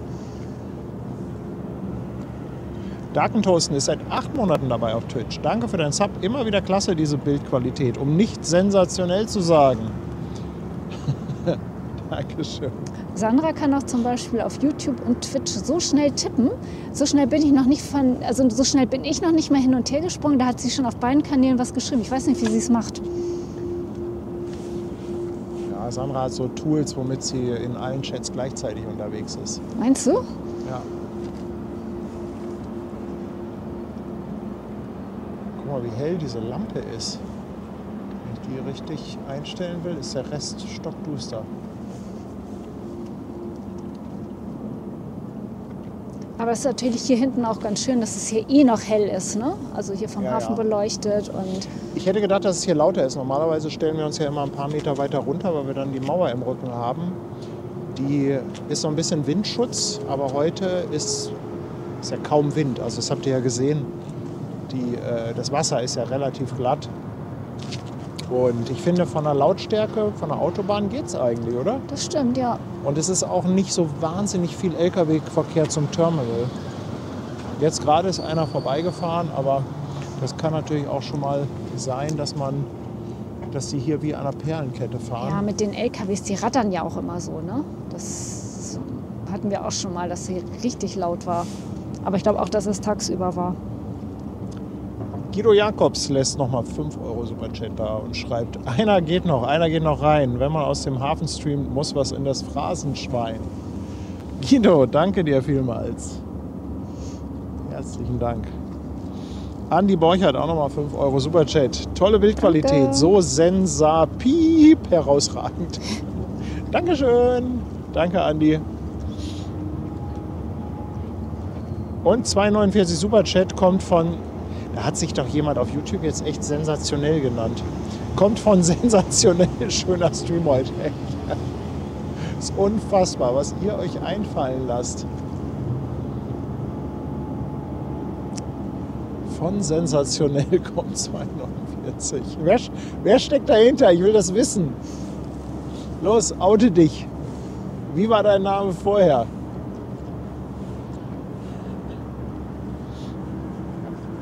Oh, hier das sieht aber auch echt toll aus. Ja, der wartet jetzt wahrscheinlich darauf, dass er losmachen kann. Fairplay 91, 95 ist noch fleißig am Drücken an der Seite. Und ich sage nochmal Danke an Hansi, 2,49 Superchat, sensationell in Deutsch. Danke dir. Vielen, vielen Dank, Hansi. Axel Meyer, 2 € Superchat und er schreibt, schon lange reserviert für den Freitag. Ja, dann sehen wir uns ja. Axel, herzlichen Dank für deine Unterstützung. Und Male ist seit 20 Monaten schon dabei. 20 Monate. Wenn Paddy sensationell streamt, machen die Schlepper ein sensationelles Licht, damit wir alle es sensationell finden für eine sensationelle Spende. Findet ihr nicht, dass ihr es etwas überstrapaziert jetzt gerade? Ich frage mal für einen Freund.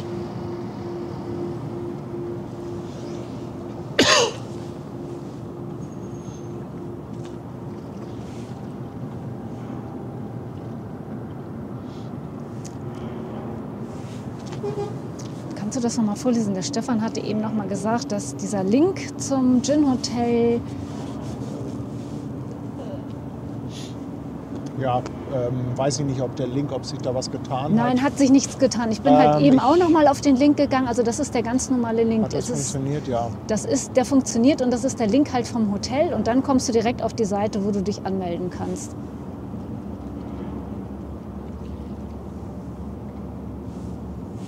Also das passt. Ich habe das nochmal nachgeguckt.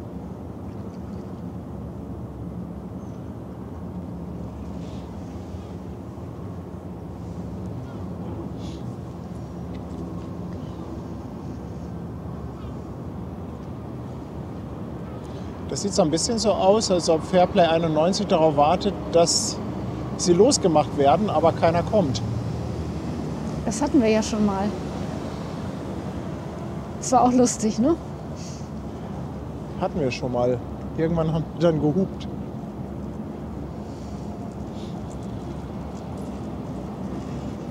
Da haben die echt den Schlepper vergessen gehabt. Der Nordlicht haut 20 € Superchat in die Kasse. Ja, und dafür natürlich dann für die Sensationellkasse, weil es sensationell ist. Also heute geht der Zähler echt... Ja, komm. Remo, mach doch einfach eine 100er auf den Zähler drauf und alles Ruhe. Nee, das kann er nicht. Er kann immer nur um 1 erhöhen. Jetzt sitzt er da wahrscheinlich und überlegt, wie er den Zähler hochbekommt. Jim Joe, ich danke dir für 7 Monate. Danke für deinen Sub auf Twitch. Schön, dass du dabei bist. Danke, danke.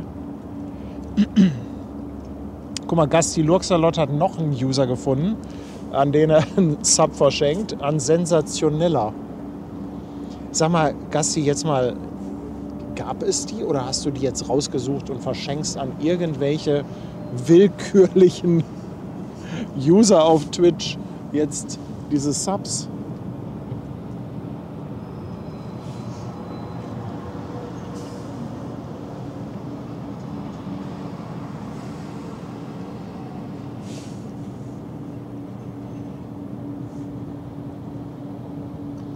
Das sieht so aus, als ob da jemand an der Schleppleine zugange ist. Zumindest passiert da hinten was auf der Manöverstation.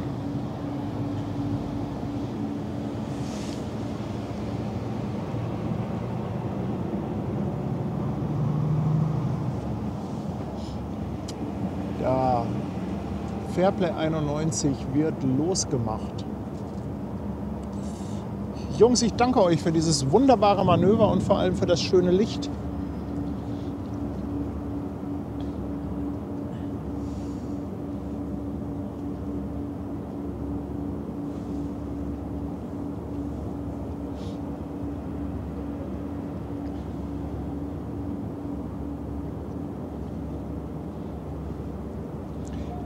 Marcel Dominik lässt auch nochmal 4,97 € da. Marcel, Dankeschön. Dankeschön.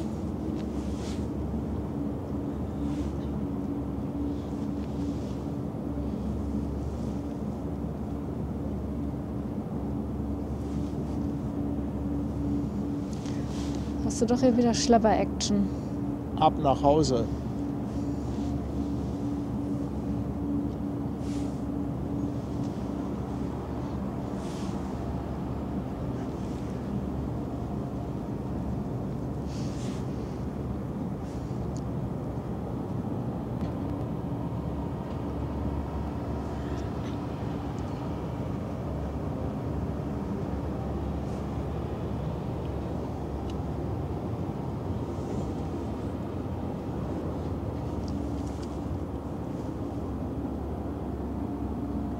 Oder nimmt vielleicht einer von den Schleppern den Lotsen mit?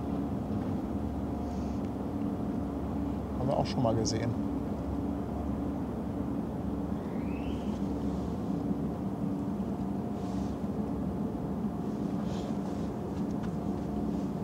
Male schickt 4 € Superchat für 4-mal sensationell. Herzlichen Dank.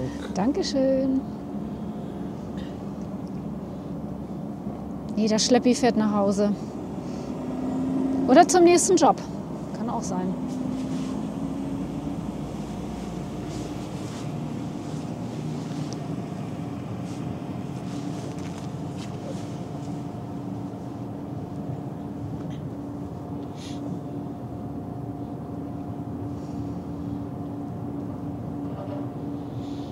Das neue Lotsenboot ist übrigens auch schon im Einsatz.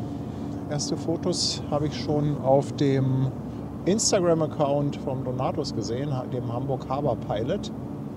Also die ersten Tests mit dem neuen Lotsen 3, heißt ja genau Hamburg Pilot 3. Die laufen schon. Da kommt aber Lotse 4, wenn ich das richtig sehe, und holt den Lotsen ab.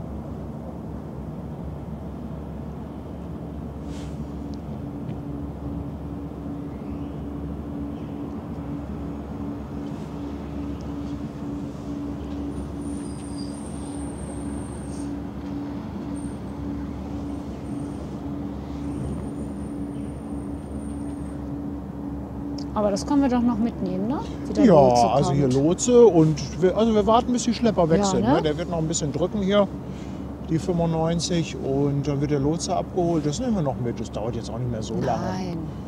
Also hier so ein 330er, der ist echt flott festgemacht. Ist das denn eigentlich noch eine handliche Größe oder? Das ist definitiv eine handliche Größe. 336 Meter lang, 42 Meter breit. Nicht, dass wir hier noch stehen, wenn Rainer wieder Eine zurückkommt. schöne handliche Größe.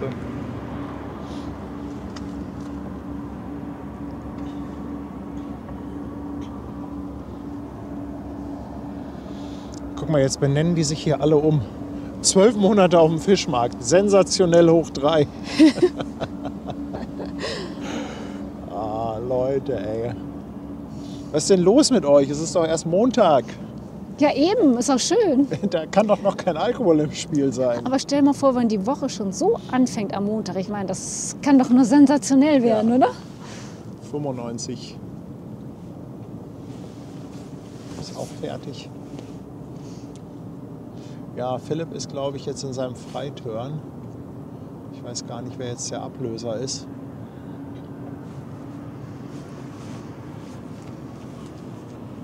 Legt auf jeden Fall flott ab. Da hinten kommt Lotse 4. Taxi für den Lotsen.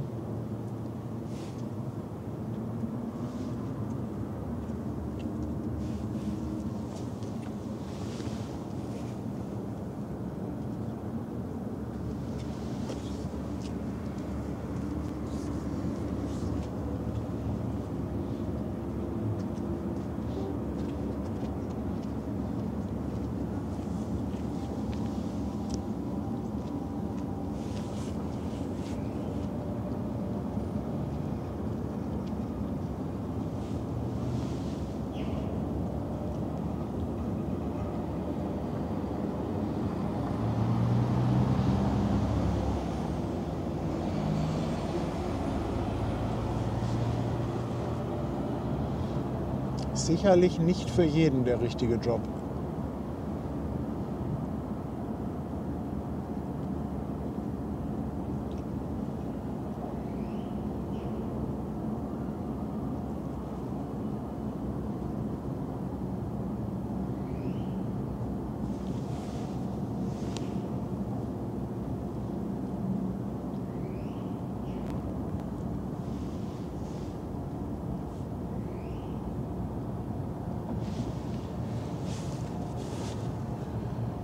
Stefan Hegel, herzlich willkommen bei uns auf dem Kanal. Ein neues Fischmarkt-Mitglied. Danke, Willkommen. danke.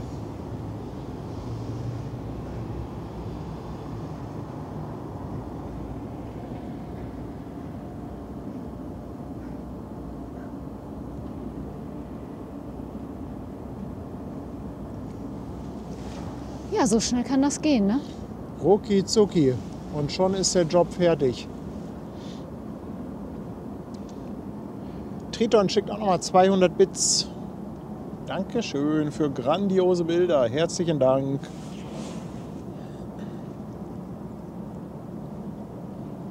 Ja, guck mal, Andi schreibt es auch nochmal. Die neue Lotse 3 hat die ersten Einsätze gemacht. Andi, hatte ich eben doch schon mal erwähnt.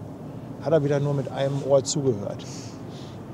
Die machen die ersten Tests. Ich weiß nicht, ob die schon voll im Einsatz ist, aber auf jeden Fall haben sie schon die ersten Jobs gemacht.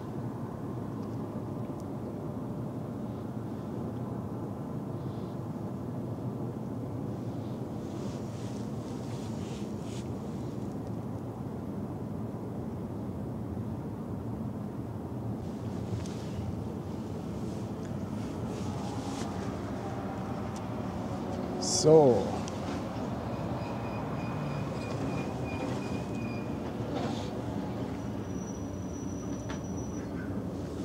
Und jetzt geht ja erstmal die Arbeit richtig los, ne? Laden Genau. und löschen. Laden und löschen. Das war der kleinste Teil. Ja, also das Schiff selber geht jetzt erstmal richtig los hier.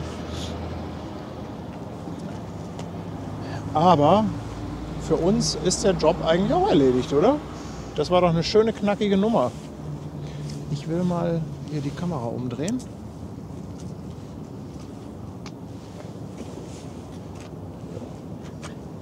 Moment.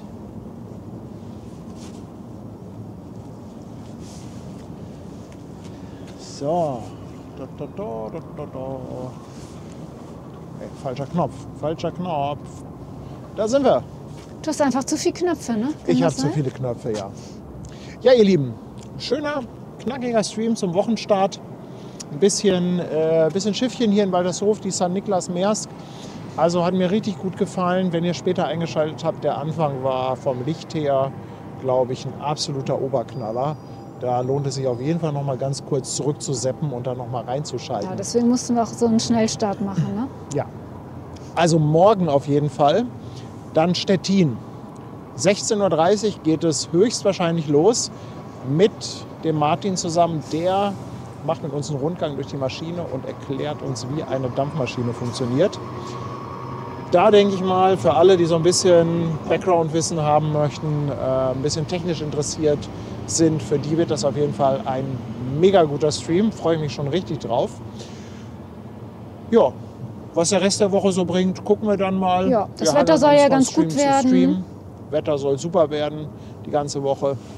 Also ich würde mal sagen, ihr werdet uns nicht los, oder? Nein, Nee. also, Diese Woche bei gutem Wetter, nee, das wird nichts. das wird nichts. Da werdet ihr uns nicht los. Danke, dass ihr eingeschaltet habt, dass ihr so krass wieder dabei wart. Also es war heute ja wieder sensationell, muss man sagen.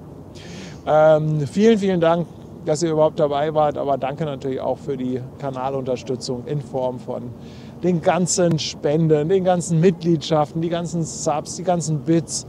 Also es war heute wieder völlig abgefahren. Müssen wir erstmal ordentlich was in die Kasse tun. Ja, Ja, aber wir haben ja zum Glück den Zähler. Also dieser Zähler ist ja dazu da, damit wir nicht immer ein 1-Euro-Stück da reinschmeißen müssen, sondern dass wir einfach sagen können, okay, so und so viel sind da drin. Und dann ich habe da auch irgendwann- schon sämtliches Kleingeld, was wir überhaupt besaßen, reingeschmissen. Ja. Aber jetzt haben wir irgendwie nichts mehr zu Hause. Ne? Das ist auch irgendwie. Nee. Es Aber ein ist, paar Scheine habe ich schon ausgetauscht. ich glaube, es wäre auch am Ende nicht lustig, wenn da dann wirklich hunderte Nein. 1-Euro-Stücke Nein, drin nein, auf wären. gar keinen Fall. Musste Ja, das wieder alles wechseln. nicht zu vergessen unsere süßen Hafenwichtel, unsere Moderatoren, die hier wieder alles gegeben haben heute. Danke. Und natürlich an Rainer und Lauchi, ne, die hier ordentlich ein Jo. Konzert gemacht haben. Ja, ich weiß nicht, ich glaube, da raiden wir mal rüber jetzt, ne, zu Rainer, oder? Ja, also das machen ja die Hafenwichtel. ja, Die suchen genau. ja alles raus, die machen Die- lass die da mal tüdeln, das ist deren, Genau. Unsere Moderatoren, die sind immer dafür die haben zuständig, wo wir alles im hinraiden. Griff. Gut, ihr Lieben, dann Klasse. habt noch einen schönen Abend und Und ich würde sagen, Kiezmische und Fischstäbchen, oder Wort? Kiezmische und Fischstäbchen. Vielleicht bis morgen. Macht's gut. Tschüss.